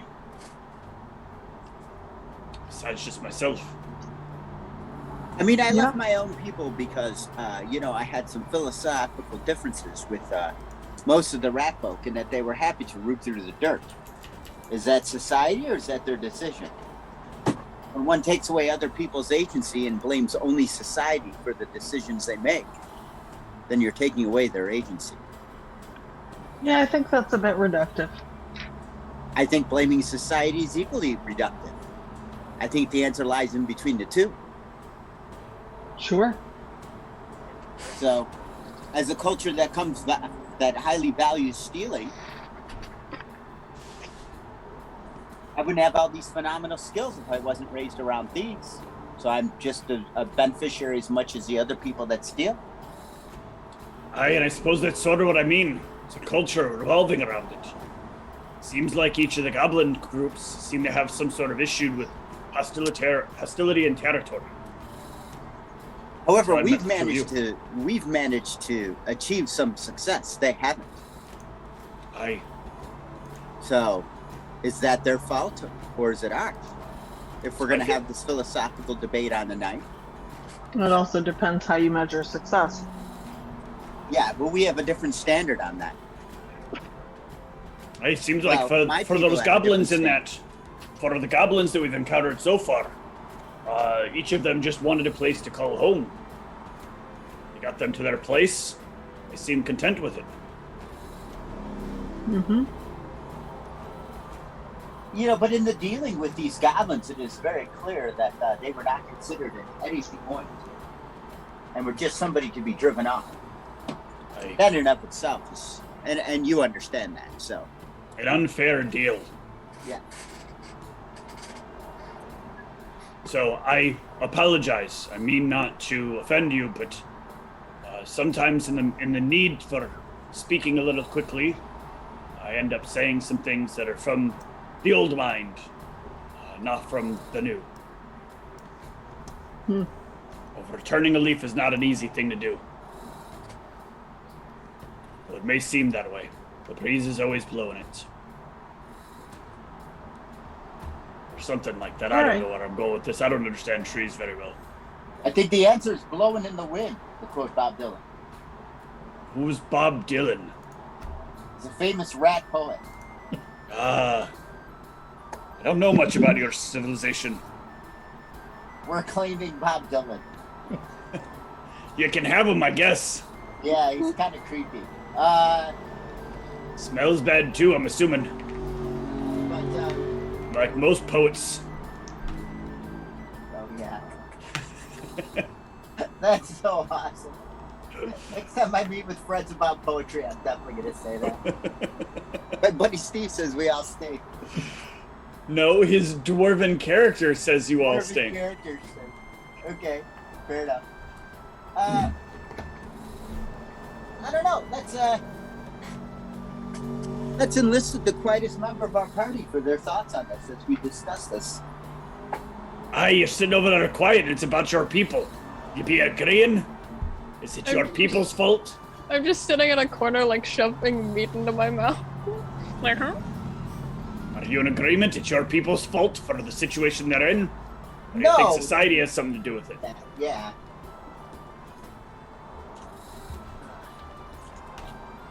That's redacted, for sure.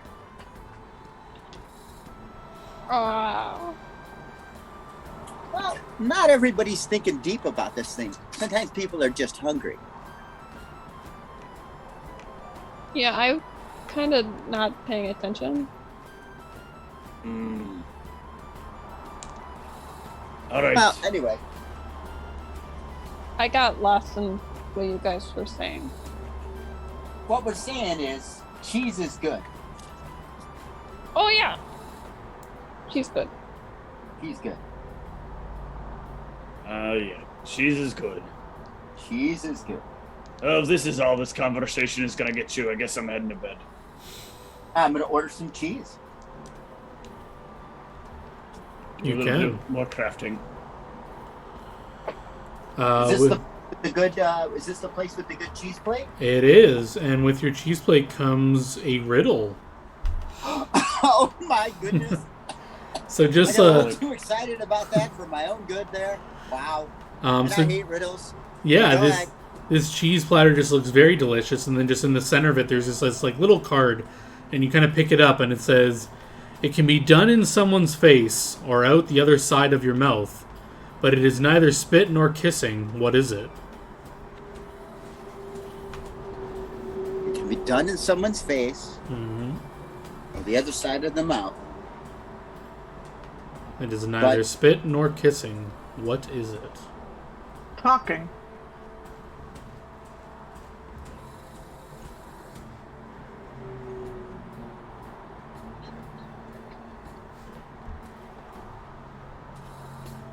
Can I make an guesses? intelligence check? I mean, you can, but there's no fun in that. Oh no, I have a deep, abiding hatred of riddles thanks to Gary Gygax. You can all make guesses, but then you can check the answer if you want. Okay. Well, I like talking, but let's take a moment. What's some other things you can do in face or out the side of your mouth besides talk? What does it mean out the side of your mouth? Out the other side of your mouth. It appears to be a human idiom for when one is speaking in a way that one should not be, in a less than friendly manner.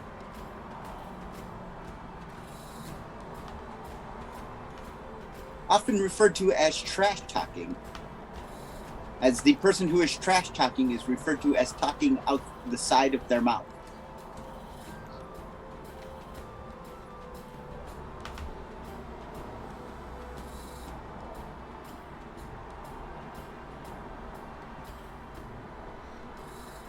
I'm not there, but I would also agree that talking sounds like the answer.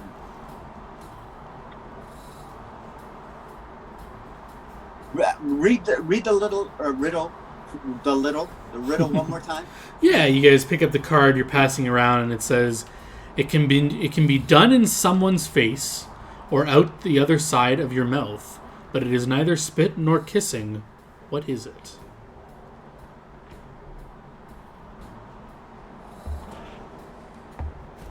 It's fellatio. If you go with the words, the letter E is in face and side of mouth. But it's in kissing, so that doesn't work. I was thinking a Wait, little what? more classical. The letter E is not in kissing or in mouth. What do you... Oh, I was thinking it's one of those kind of riddles, where it's like, it occurs once every century, twice in eternity, once every 1,000 years, but never in a minute, or one of those kind of riddles. Wait, Where the repeat this. answer is Repeat like- it one more time. Sure. I can type it out as well. Yeah. I will type it out, as you guys do have this paper in front of you. This is my favorite Ed Malinowski thing because he was presented with a module and actually started swearing at it. And I actually said, "Aren't you a member of Mensa, dude?" Nah, I just think he likes to say that. He bought his way in. And that is 100%. I don't think he gives a fuck about Mensa at all. Yes, Yeah. I think so too. Yeah, I don't think he cares at all. There you go. It is meaningless to him.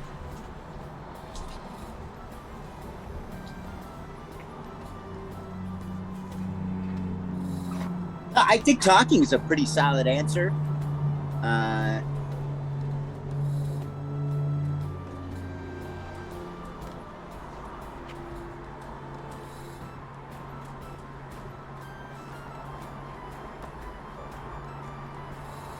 Yeah, I guess you cannot fillet in someone's Oh face. god. Go. Wow. Wow. I just can't recover from that answer now. I was reminded of the meme where somebody put fillet a steak. It's like, nope, that's not the same thing as what you meant to say.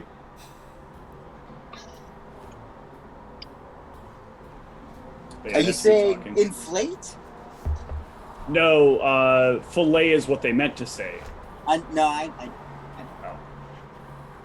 Oh.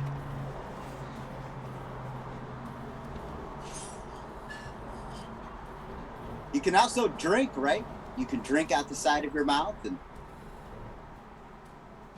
You can drink in someone's face? That's a little odd. you can. What is it? It would be a little odd to drink in someone's face. Oh, drink in someone's face. Yeah, that's very good. True. Oh, I drink in someone's face. I stare at it for long hours, just drinking it in. I was thinking That's a to lot. just come up to somebody who's just sitting there, and I just picture myself with one of my straws of the pumpkin spice latte, and just like, yeah, so good, so good.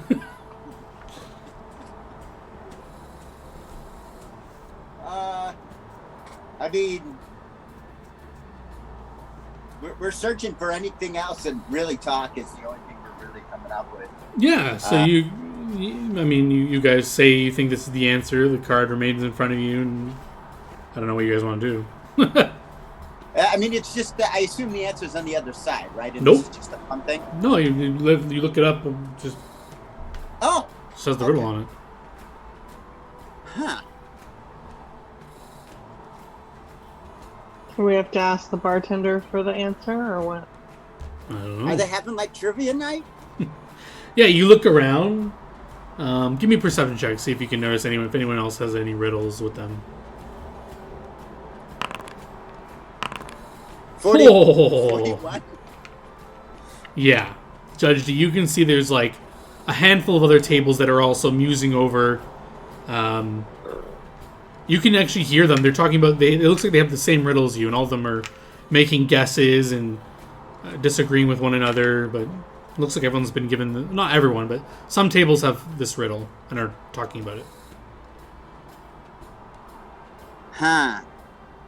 Well, I'm going to see what everybody else thinks just to be kind of jovial, right? In case this is like a bar game or something. Yeah, you want to mosey up Around to. at the other tables. Yeah. Yeah, so you overheard there are 3 tables in your vicinity talking about this. You want to just pick a random table, or do you want me to describe the inhabitants of each table and you pick one, or? Yeah, describe the inhabitants. Let's get into this. Let's get immersive. Yeah, there's a table where there is 2 orcs discussing this. It looks like they're having an intimate evening. They just have they have a candle in between them. They seem to have been pretty jovial with one another, but then when they're talking about this riddle, this is what got your attention. They're kind of like getting almost angry with one another, trying to guess what the answer is, unsure of what it is. Another table is 3 halflings who are going around drinking, joking around with each other. They're kind of like half trying to do the riddle and half just like losing attention to it and talking about something else. When they'll come back to it a few minutes later and they start talking about it. And then the last table that you notice they're talking about, there's a dwarf, a human, and a goblin all at this table, and they're musing about it casually. They're not like seriously like deep into it, but they're just like talking about it, and you overhear it casually. All right, I'm going to go to that table because it kind of mirrors our own, right? In its own way. True. Hey, how's it going? Yeah, the goblin kind of greets you in common. Hi, friend. Hello, What bring you here?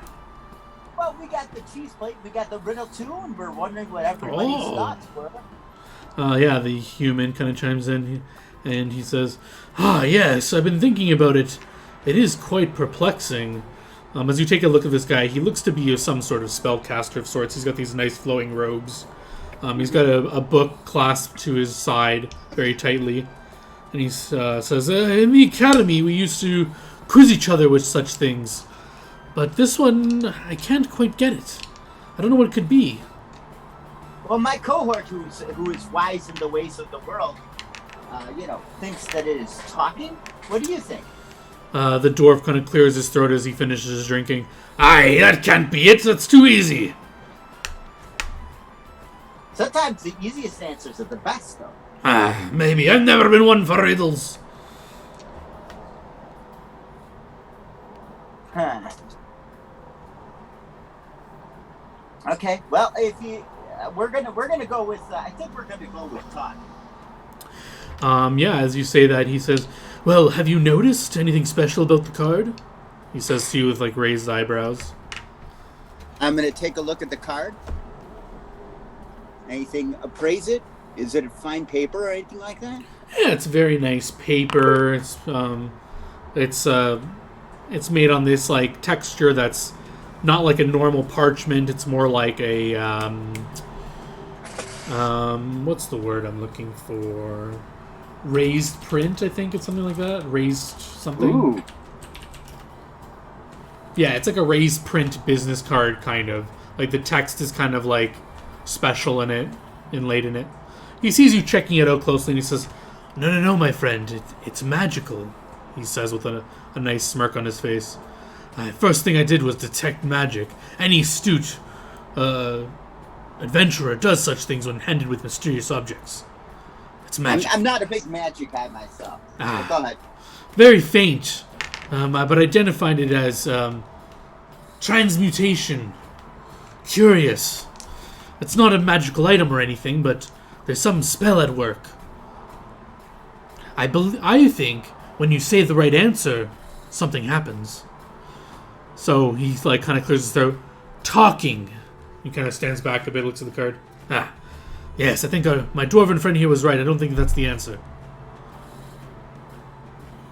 I'm going to confer with my compatriots. If we come up with anything, we'll come to you guys. Oh, yes. It's kind of like fun. Yes, if you find the answer, let us know. Kind of nods and waves at you as you depart the table. Okay, I'm going to walk over to my compatriots and go, so the adventuring part of the other table did a check on this. The card is magical. And a studious fellow believes that when you say the answer, the card will change. So we tried talking and nothing happened. But I say we just shout words at it random and see what happens. By the process of elimination, with 650,000 words in the common language, in a couple of days we'll have covered them all. Enjoy. Apple. Aromatic.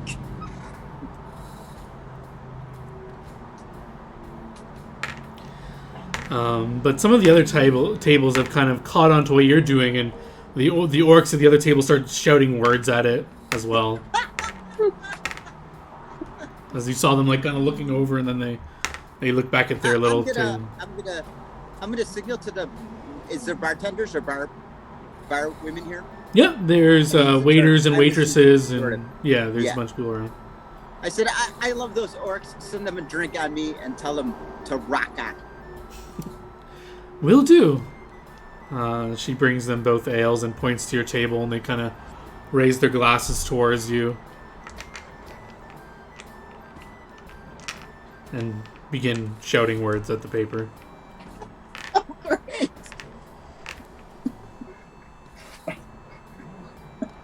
But yeah, you guys have tried enough, anyone within DC 20 in check will get the answer. If not, you can keep it on you, and if you ever say the right answer, it will transform. What if it's said by accident? Maybe Oh, look at that! Yeah, none of you can kind of get it, but you yell random words with those checks, and you don't happen upon the word. But you can throw it away, pocket it, do whatever you want, but it just remains there. Oh no, I will not be defeated by this card. Sure. So yeah, just add it to your character sheet, or someone add it to their character sheet. Can I carry the card, guys? All you, Judge G. Thank you. I like the intellectual challenge of it. It's harmless fun. Yeah, except now we're gonna be distracted by wanting to know the answer.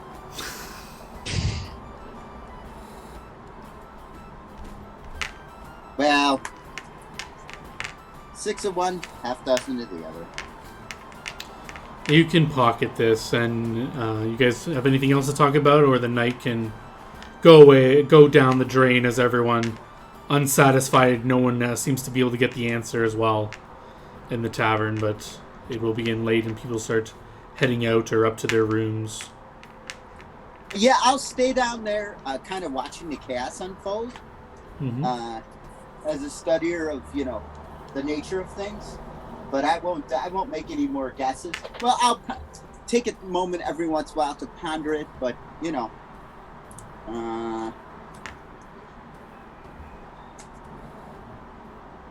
it's a stumper. Yeah, if you're staking your... Oh, what is everyone else doing? As Judge G stays behind. I'd probably head to bed. Heading to bed? Everyone else? I'm gonna ask if I can have a cheese from the cheese platter. Yeah, you can.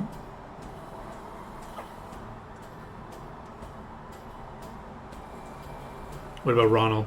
Is he heading to bed? Ronald's already went to bed. Oh, he went to bed already. Okay. That's why I wasn't guessing on it for real. All right. So yeah, give me a perception check for whoever's sticking around with Judge D, if anyone is at all. I'll stick around. Sure. Thanks. Good to know I have some friends. Just one that sounds like 33. Very nice. Both of you kind of notice as the bar starts to clear out.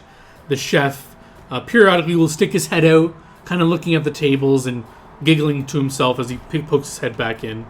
But as it's just going back to the bare bones, only like a handful of people out, he'll kind of come out and he starts helping clear the tables. He sees some of these pieces of paper that were left on the tables. He laughs to himself and he kind of pockets them. And eventually he'll come to your table and start clearing it and say, "Oh, I hope you enjoyed my riddles. Did you figure it out?" I can say that I am flummoxed, as I once heard someone say. But I enjoyed it a lot, and in fact brought some folks some ale so that I could watch them struggle with it. It was a nice night of entertainment. Yes, I thought so. I thought it would bring cheer into the bar and just provide everyone a good time. Seems like people enjoyed it. Did that. I think it did do that. He kind of looks on the table. Where is your... Are you hanging on to it? I'm hanging on to my card for when I guess it so I can watch what the envelope turns into. Ah, very nice. It seems no one else cared to bring it with them. I hope you figure it out. I hope so, too. I'd be very embarrassed as a person in my line of work to be stumped with a riddle. Oh, what is it you do? I investigate things. Ah, an investigator. Yes, Very nice. that would probably be the more easy answer for that. Yes. Well, this is right up your alley. Please, come back to me if you figure it out. Okay. And what's your name, my good man? Did I give you his name already? You may have, and I've forgotten. Yeah, I think I'm just it's... checking my notes, see if I had I think given it's his name. Boyardee. No. That's too on the nose. That was a real person.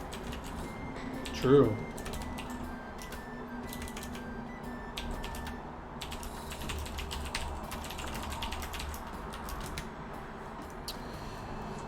Yes, he will say his name to be Winfred. Winfred. Winfred.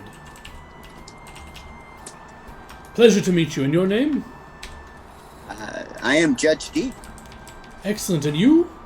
He looks to Zoo, I guess. Oh, Zoo. Zoo. Zoo and Judge D. Pleasure. I hope Nice you. to meet you. Are you the genius behind these cheese trays? Why, yes. Oh, excellent work. Thank you. I've just been introduced to the joy of cheese in the last couple of months, and it is positively scintillating.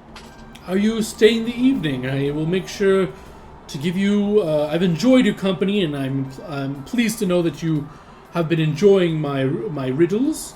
So if you let me know if you're staying the evening, and we'll be here in the morning, I can make sure to give you a good breakfast. Well, thank you. This is the inn we're staying at, right? Yeah, I believe so. Yeah, we are staying here. We are guests of this fine establishment. Excellent, excellent. Well, I'll see you in the morrow. See you in the morrow. Judge See G's ya. isn't this for the social encounters at this point. What was the chef's name? Was that Winfred? Winfred, yeah. Winfred. Okay.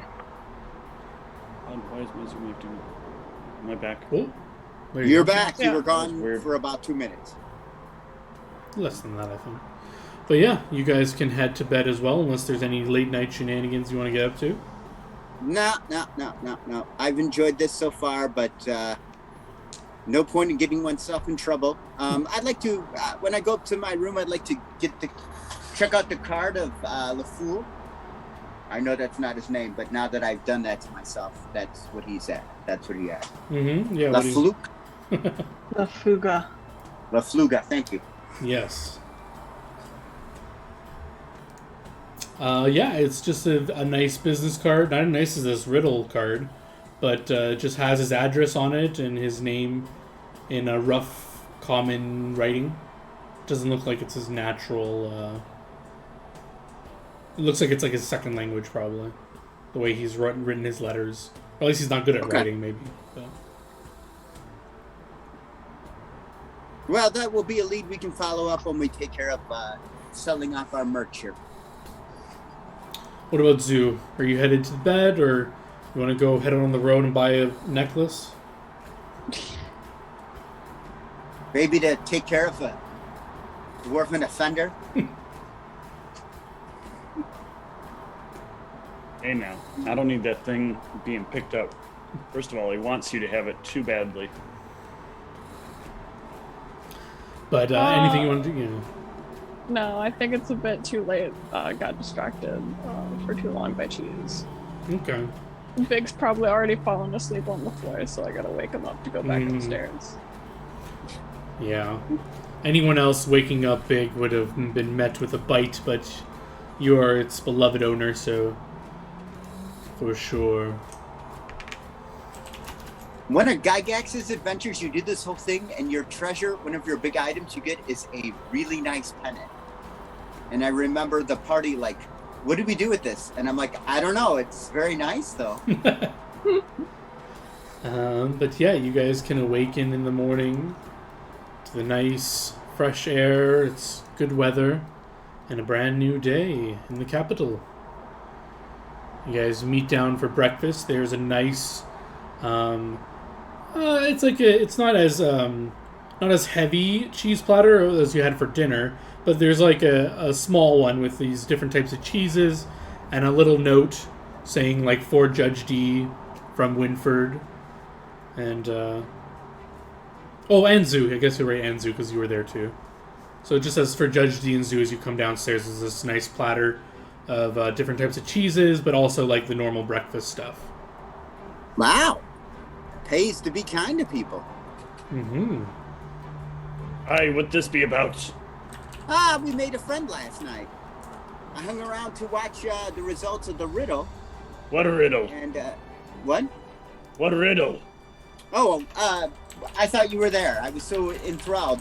So, the cheese platter, which is very popular here, came with a riddle to delight and tease, maybe, by the chef. And the card does something if you can figure out the Wait a riddle. minute. Is this a trick? Last time, that chef was trying to get you all to eat some cheese that was just random. You be trusting that chef? Sure. He's as trustworthy as anybody else I've met so far. All right. Anyway, let's see this riddle. Riddle. I say that in my language. The griddle.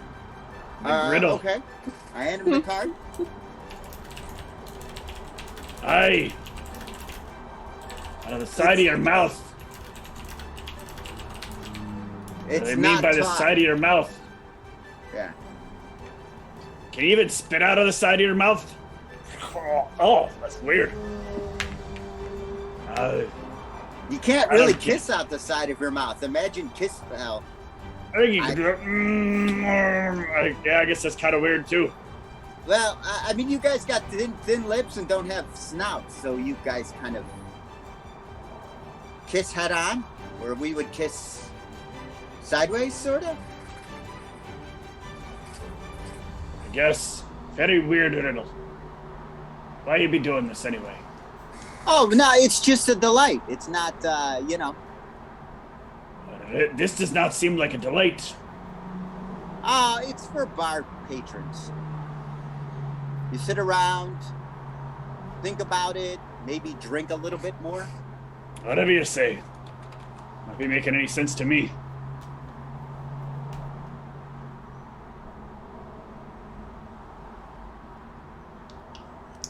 Anyway, we got stuff to do. Okay. You having some breakfast and being on our way? Yeah. Well, that's a good breakfast with cheese. I'd rather be eating something else. What is with this guy and his cheese? It's a magical world now that I've discovered cheese. I wonder if you can get cheese that, cheese tobacco. Don't you be doing that smoky stuff. I'm an easily impressionable young rat. Clearly. Led astray by humans with their pipe tobacco and cheese.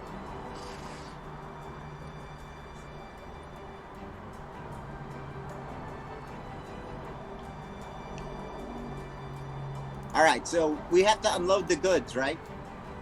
Have to unload the money. That's what you mean? Yeah. Okay. What do we need to do? Well, we head out. Give them their money. They'll give us their cut. And we'll drop it off with the queen. Okay. All good.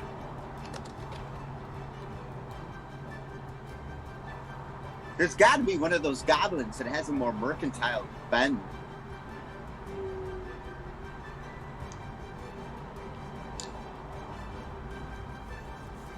I don't know. We'll find out. I'd imagine not, though. They've been living out in the woods for a long time.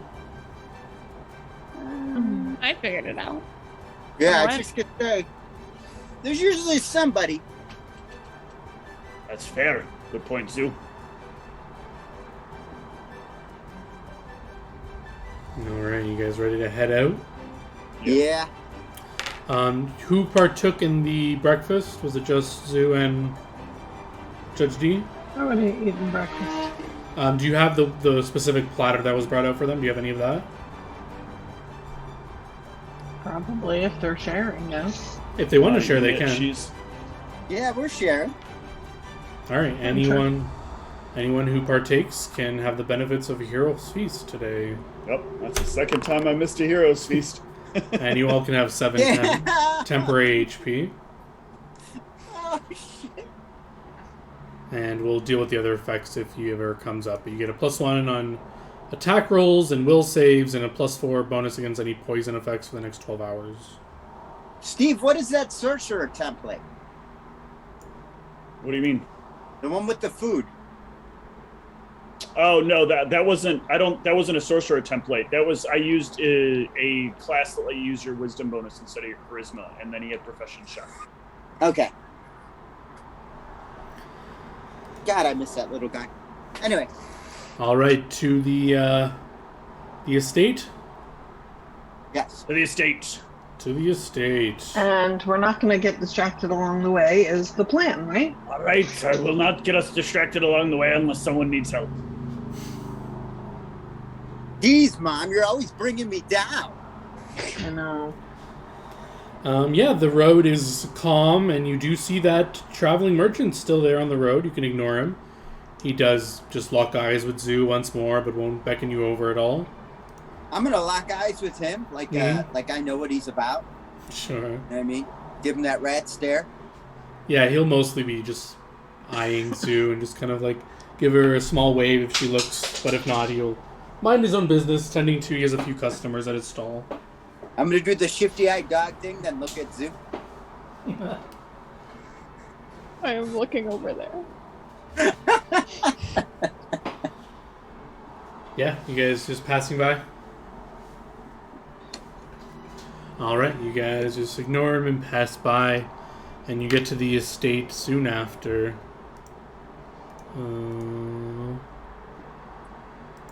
The goblins see you as you're down the road, call out to you, and already preemptively open the portcullis so you may come in. And you guys walk in through the center again. You're in the center of the town, and the magical goblin-ish creature greets you and says, "You back? You make sale?" Aye, we did. So, we can give you the money, and then you give us the money for the taxes. Fair? Fair enough. Alright. I will hand him over the big sack of money. Kind of like weighs him down a bit. It's 1,000 gold, right? Yeah. So yeah, he kind of puts it down on the floor, and then he says, "How much you need again?" 500. Okay. This month. That'll be 500 every month. Okay. Ugh. Yeah, and he'll have one of the goblins starts counting out, going 1, 2, 3. He's just like putting it out onto the floor, counting it. And he tells this goblin to do that to the side. He says, "He counted out for you. While you wait, you want something to drink? Eat?" No, I ate before I got here, but I appreciate the offer. I don't know about them. Nah, I'm good, but thanks, man. Alright, so what is it y'all are good at? Is there anything you could do to help aid society and make yourself a living? I know magics. What kind of magics you know? All sorts. What kind of magic you want? You got any magics that can help you make food for people?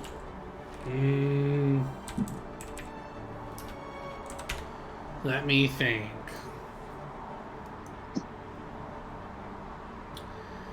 Make food.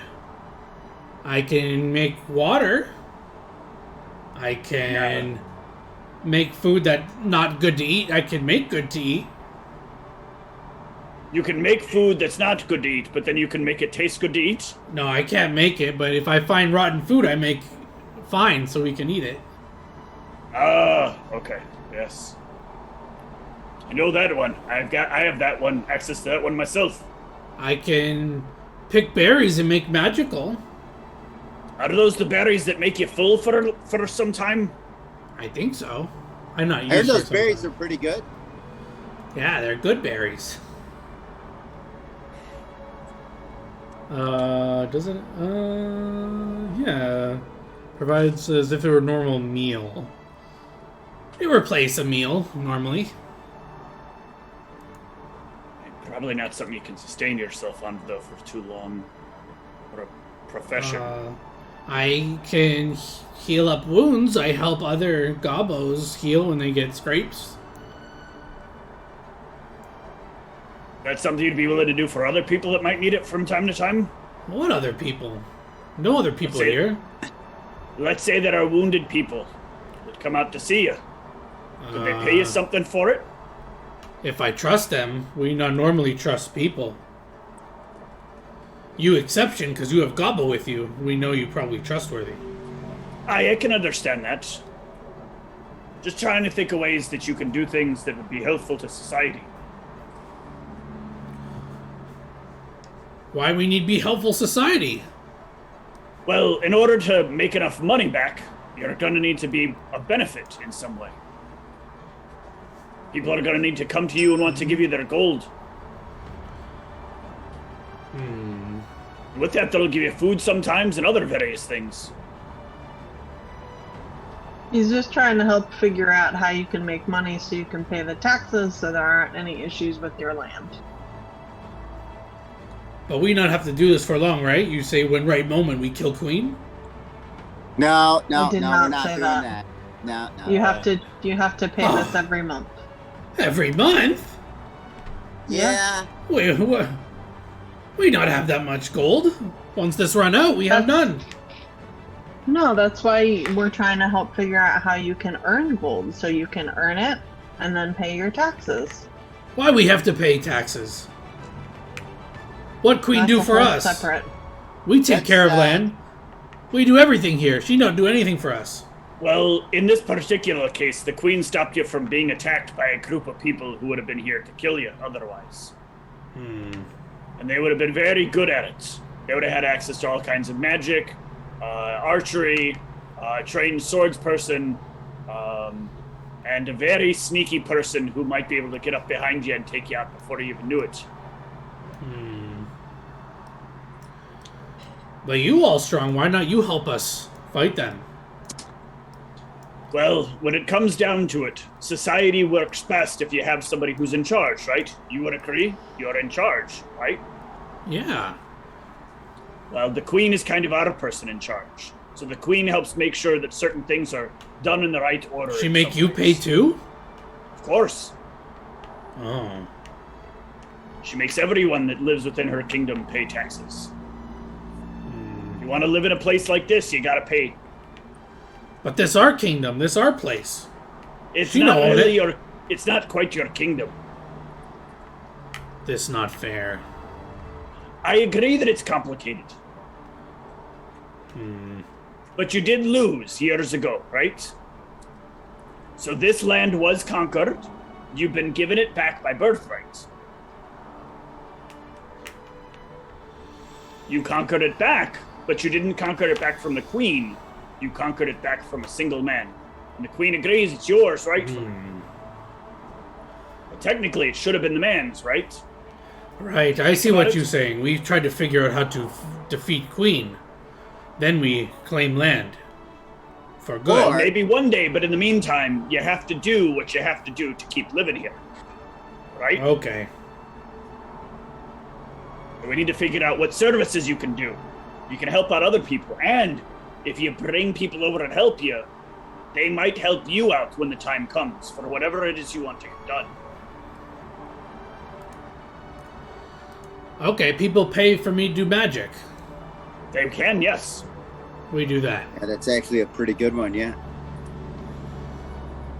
And my gobos keep area safe from other creature. And people pay us when they come in area. For safety. Yes, so maybe you could set up some place for people to stay here? Are there any beds here? No, only for us. We keep woods nearby safe. And if people walk in, they pay us for visiting our wood. Like a nature preserve. Yeah, we preserve offer- nature. You could offer people trips there. Are there any fun creatures you could show them? Ooh, guide them through the woods. Yeah. Yeah, we know some fun things to do. Yeah, so if you could help them move through the woods and help show them some interesting things, that might be marketable. So, Yeah, we do that. Just a heads up, my goblin friends. People do not want to get hurt in practical jokes. No, we don't do that. As long as they no threaten us, and they pay us this gold, we will be we'd be nice.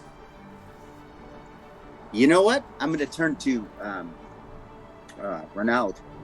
Rich idiots pay a lot of money to hunt monsters that will potentially kill them. I don't know if that's quite the way we want to do this. But what I would say is that imagine you could get a goblin's tour of the woods. I'd say there's quite a few wealthy people that would feel the novelty in that. Oh, look at this cute little thing that's showing us around. It could eat us at any time, but it's not going to, hopefully. Huh.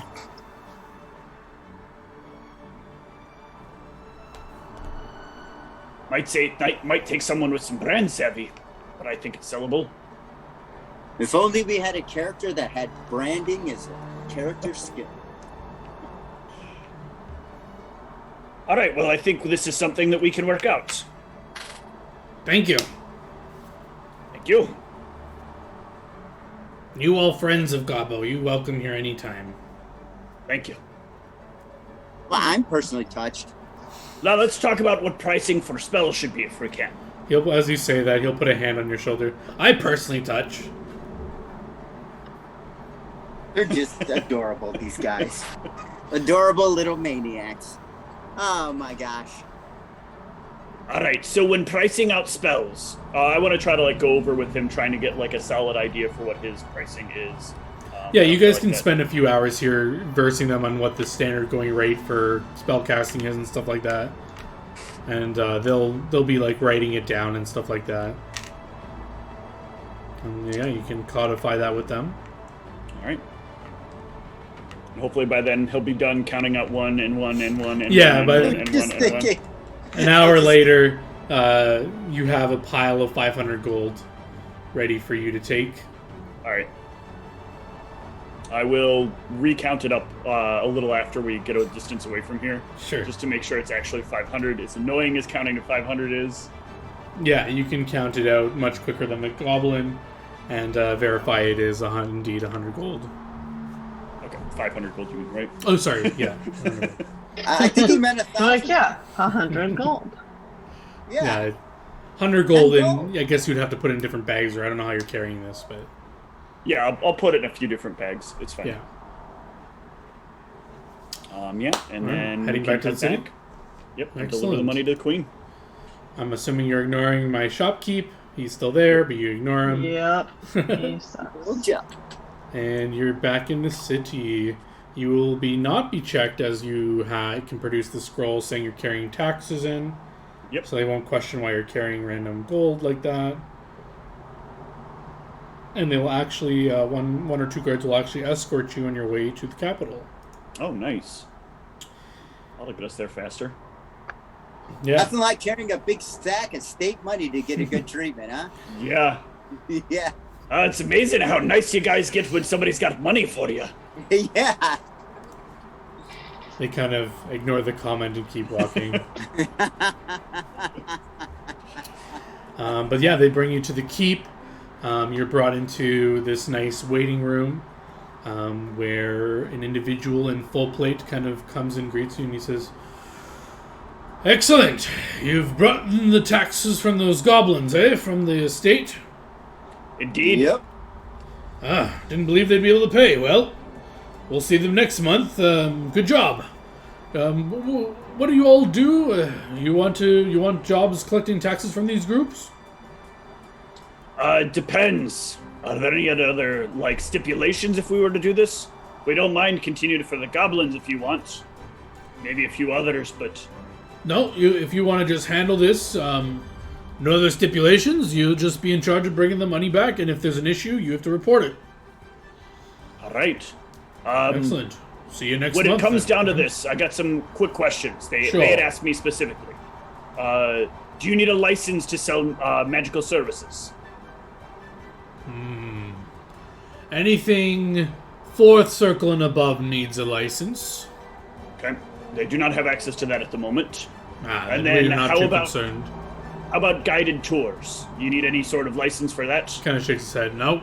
That's not Okay. under Any our sort of purview. business licensure required for those things? Not at all. All right. Appreciate your time, sir. Excellent. He'll kind of motion to some servants in the castle who will come up and get the gold and place it in these large chests and carry it off. And he'll say, "Excellent work." Yeah. So, if you don't mind, your tax ship is that your title? I am captain of the Royal Guard, but you can call me whatever you want. So, since these are tax-paying citizens, they have been robbed a couple of times. and I believe that warrants investigation. There was a loss of goblin life. Since they didn't know that they could get protection, I don't think it would look good for the crown to have their newest tax-paying citizens to be robbed. Not at all. As one of them can come speak on that for them, I don't think you're part of their clan or part of the estate, but... We're honorary members. Oh, really? Well, not exactly. Honorary members. Judge D, you're sort of putting words in their mouth, which they did not state. I'm happy to roll off against you on this one. Okay, 29 in the diplomacy. Oh my god, and I rolled a 15.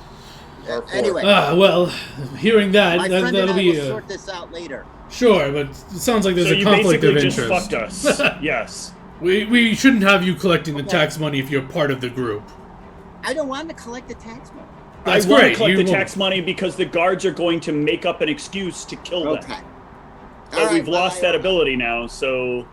That was my fault. I screwed us. Damn it.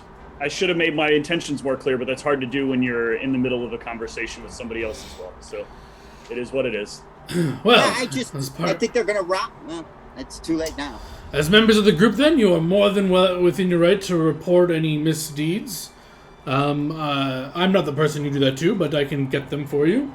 Make a full report, and we'll deal with it promptly, especially if any of them died. You said some of them died during this encounter? Yes. Oh.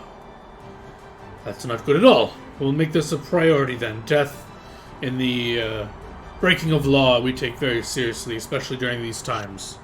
And especially when these members have made a prompt payment. I will get the person for you. Do you need me for anything else? No, I screwed that up. Okay. You didn't screw anything Sorry up. about that, Steve. He'll walk away, and you guys have a few moments I to think yourselves. out of character. When we leave, I'll explain to Judge to D what my actual plan was, and the whole idea here was we could keep collecting the money. We don't have to worry about the guards assaulting them, and on top of it all, we can continue to sell off whatever they need to or do what we need to behind everything. But now, there's a lot of situations where we might want to try to be there when the tax man comes. Yeah, I didn't think of that. I was just pretty pissed off about the fact that I feel like they're stealing shit from them with magic, and I probably should have consulted with them. Well, the thing there, too, is they didn't get robbed. It wasn't their stuff to begin with. It was somebody taking back their things. Yeah, that's true. So, I guess my thought was, if we make it clear, there's no really need to really go into that. I kind of whiffed that. So, okay. Yeah, but a representative will come into the room and say, it's an elvish fellow, and he says, "Hello, I am told you wish to report a thievery from your group in the newest estate." Well, not exactly our group.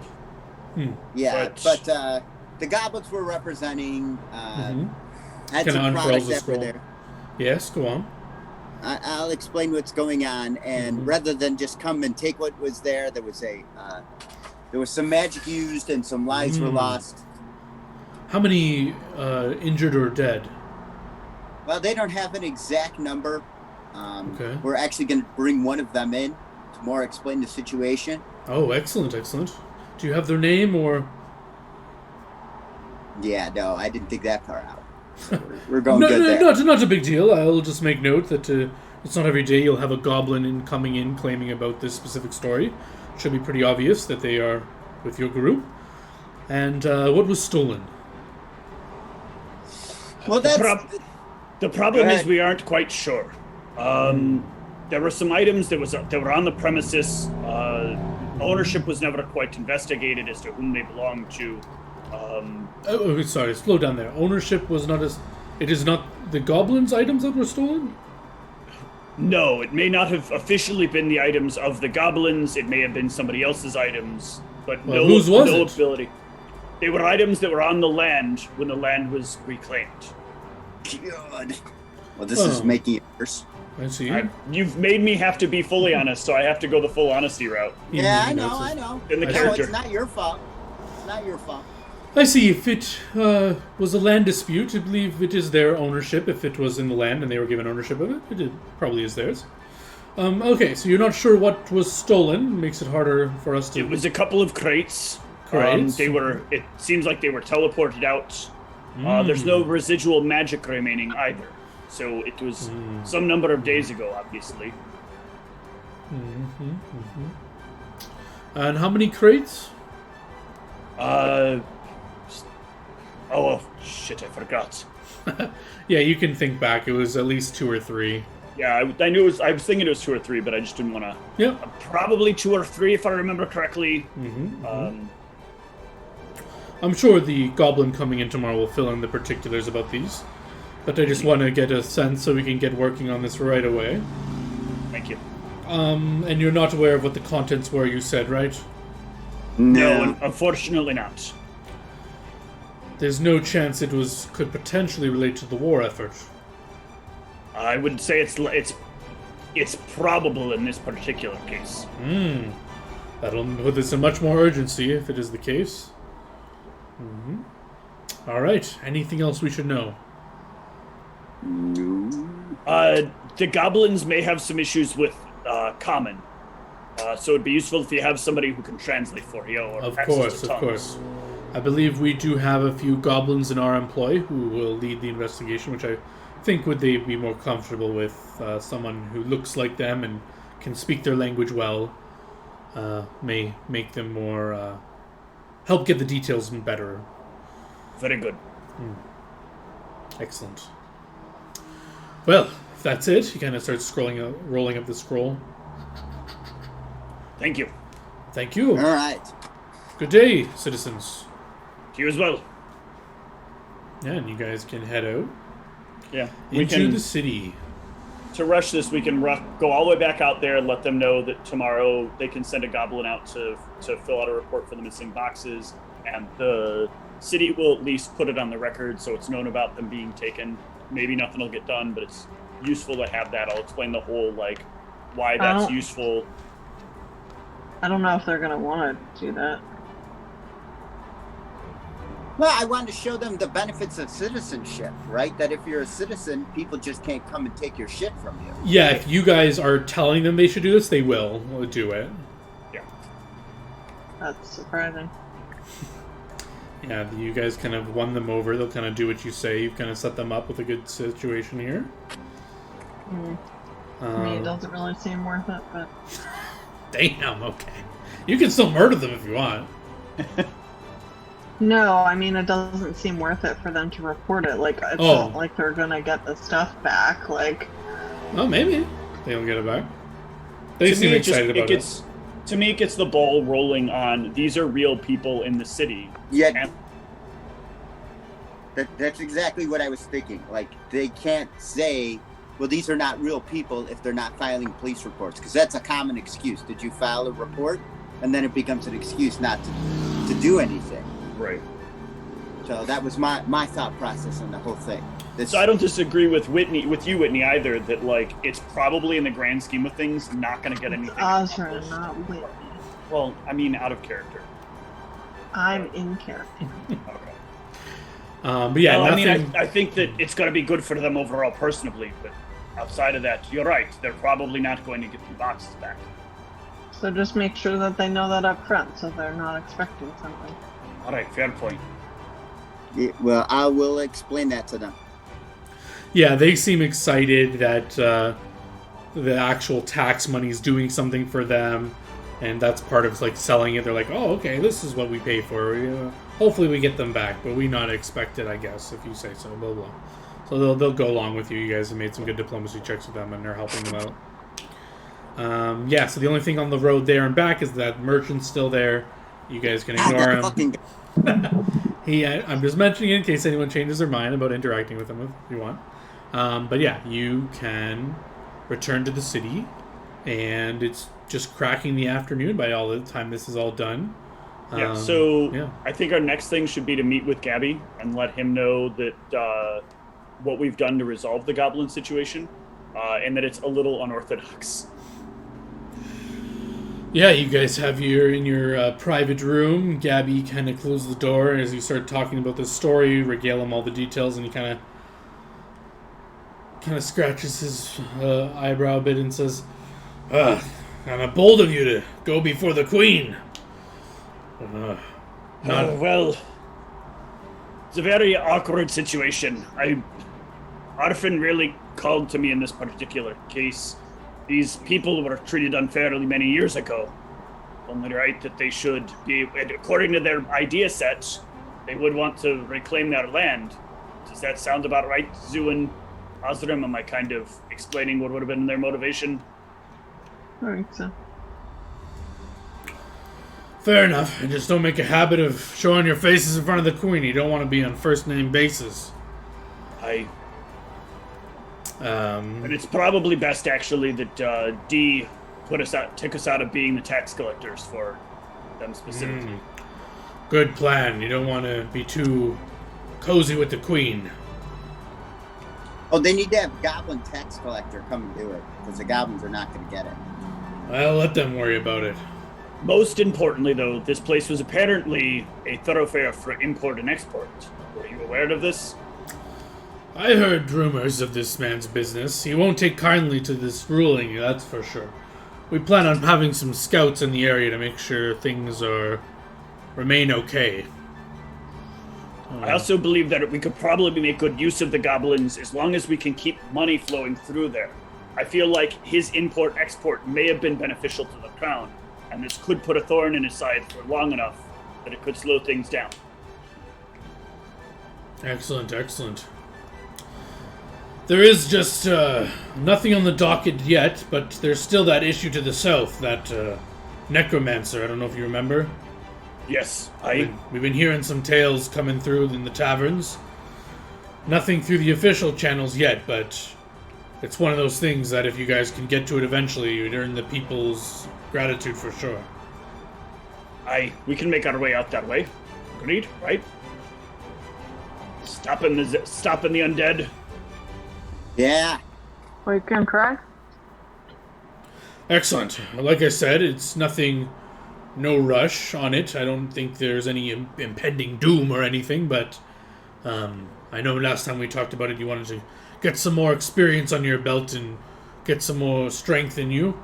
So if you're feeling up to it now, you can go ahead, but if you want to wait, you can take at least a few weeks to mull it over, plan it.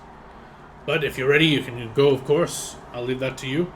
One other thing in the meantime, for those goblins, do you think somebody could whip up some branding stuff to help them sell a spell, some sort of like magic shop that sells spell usage and tours through the forests? We can work on that. I believe Bissy has very people that are good at this. Thank you. We'll pass it through the pipeline. Well, need anything else from me? I think that's all. Anything from you? Excellent. The rest of you need anything? No. Well, I'll let you know as soon as any more things come my way that I think you might be able to help with. Until then, All right. Enjoy some leisure time and work on this necromancer thing, if you can. I consider it done. Excellent. Yeah, you guys can do whatever you wish. Well, then I think I'll be able to finish my spellcraft gloves by the next day. And then we can discuss making belts. Yeah, I'd like to look into the next job and see what this cat wants. Yeah, you want to go check out his address?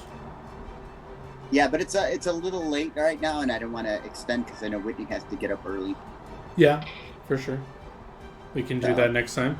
Let me just make a note of what you guys want to get to next time. So you want to go check out La Fuga? Mm-hmm. Yes. What about the I rest of had the party? to You think for a want moment what the hell you were talking about. the half We're gonna go orc? chalk out Fugo. Ooga We're also booga. gonna look into the necromancer situation. Yeah, are you guys planning on just going gung ho going there? Are you gonna scout it out? Are you gonna find out some I'll whatever do you some can? Or... research and scout. I think if the sneakier of the party members can do some research, that'll give me some time to make some items, and then we can sort of make a plan of attack. I think that's the best thing. I don't want to go and just. We already tried that today in my 5th ed game. I'm not charging it to any more random encounters. If We you guys all almost died. If so. you guys want, you can settle all the crafting in between sessions. You don't have to like do it during the session, and you can do whatever you want. But we can just say that that's happened in the background, and then we can skip to the scouting and dealing with that if you want. But it's up there's to a you. certain amount of time that passes, and I need to know what level we become, and there's some stuff I need to discuss with you about crafting, John. So For sure.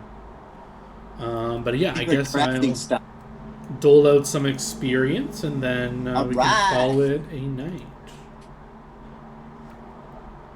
Gonna hand out 965 XP. Maybe. No, 964. 964. So specific. 965. Well, no, just one under. Oh. One under the next level.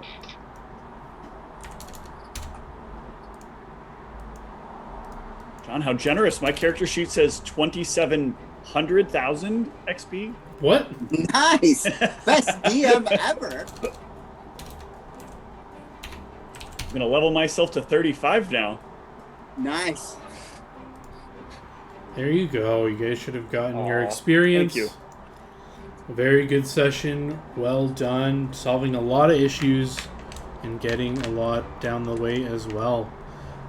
Anything else before we close out the stream? Nope. Excellent. That riddle's gonna annoy me. Thanks for everyone who's watching. GG's, and stream is going down.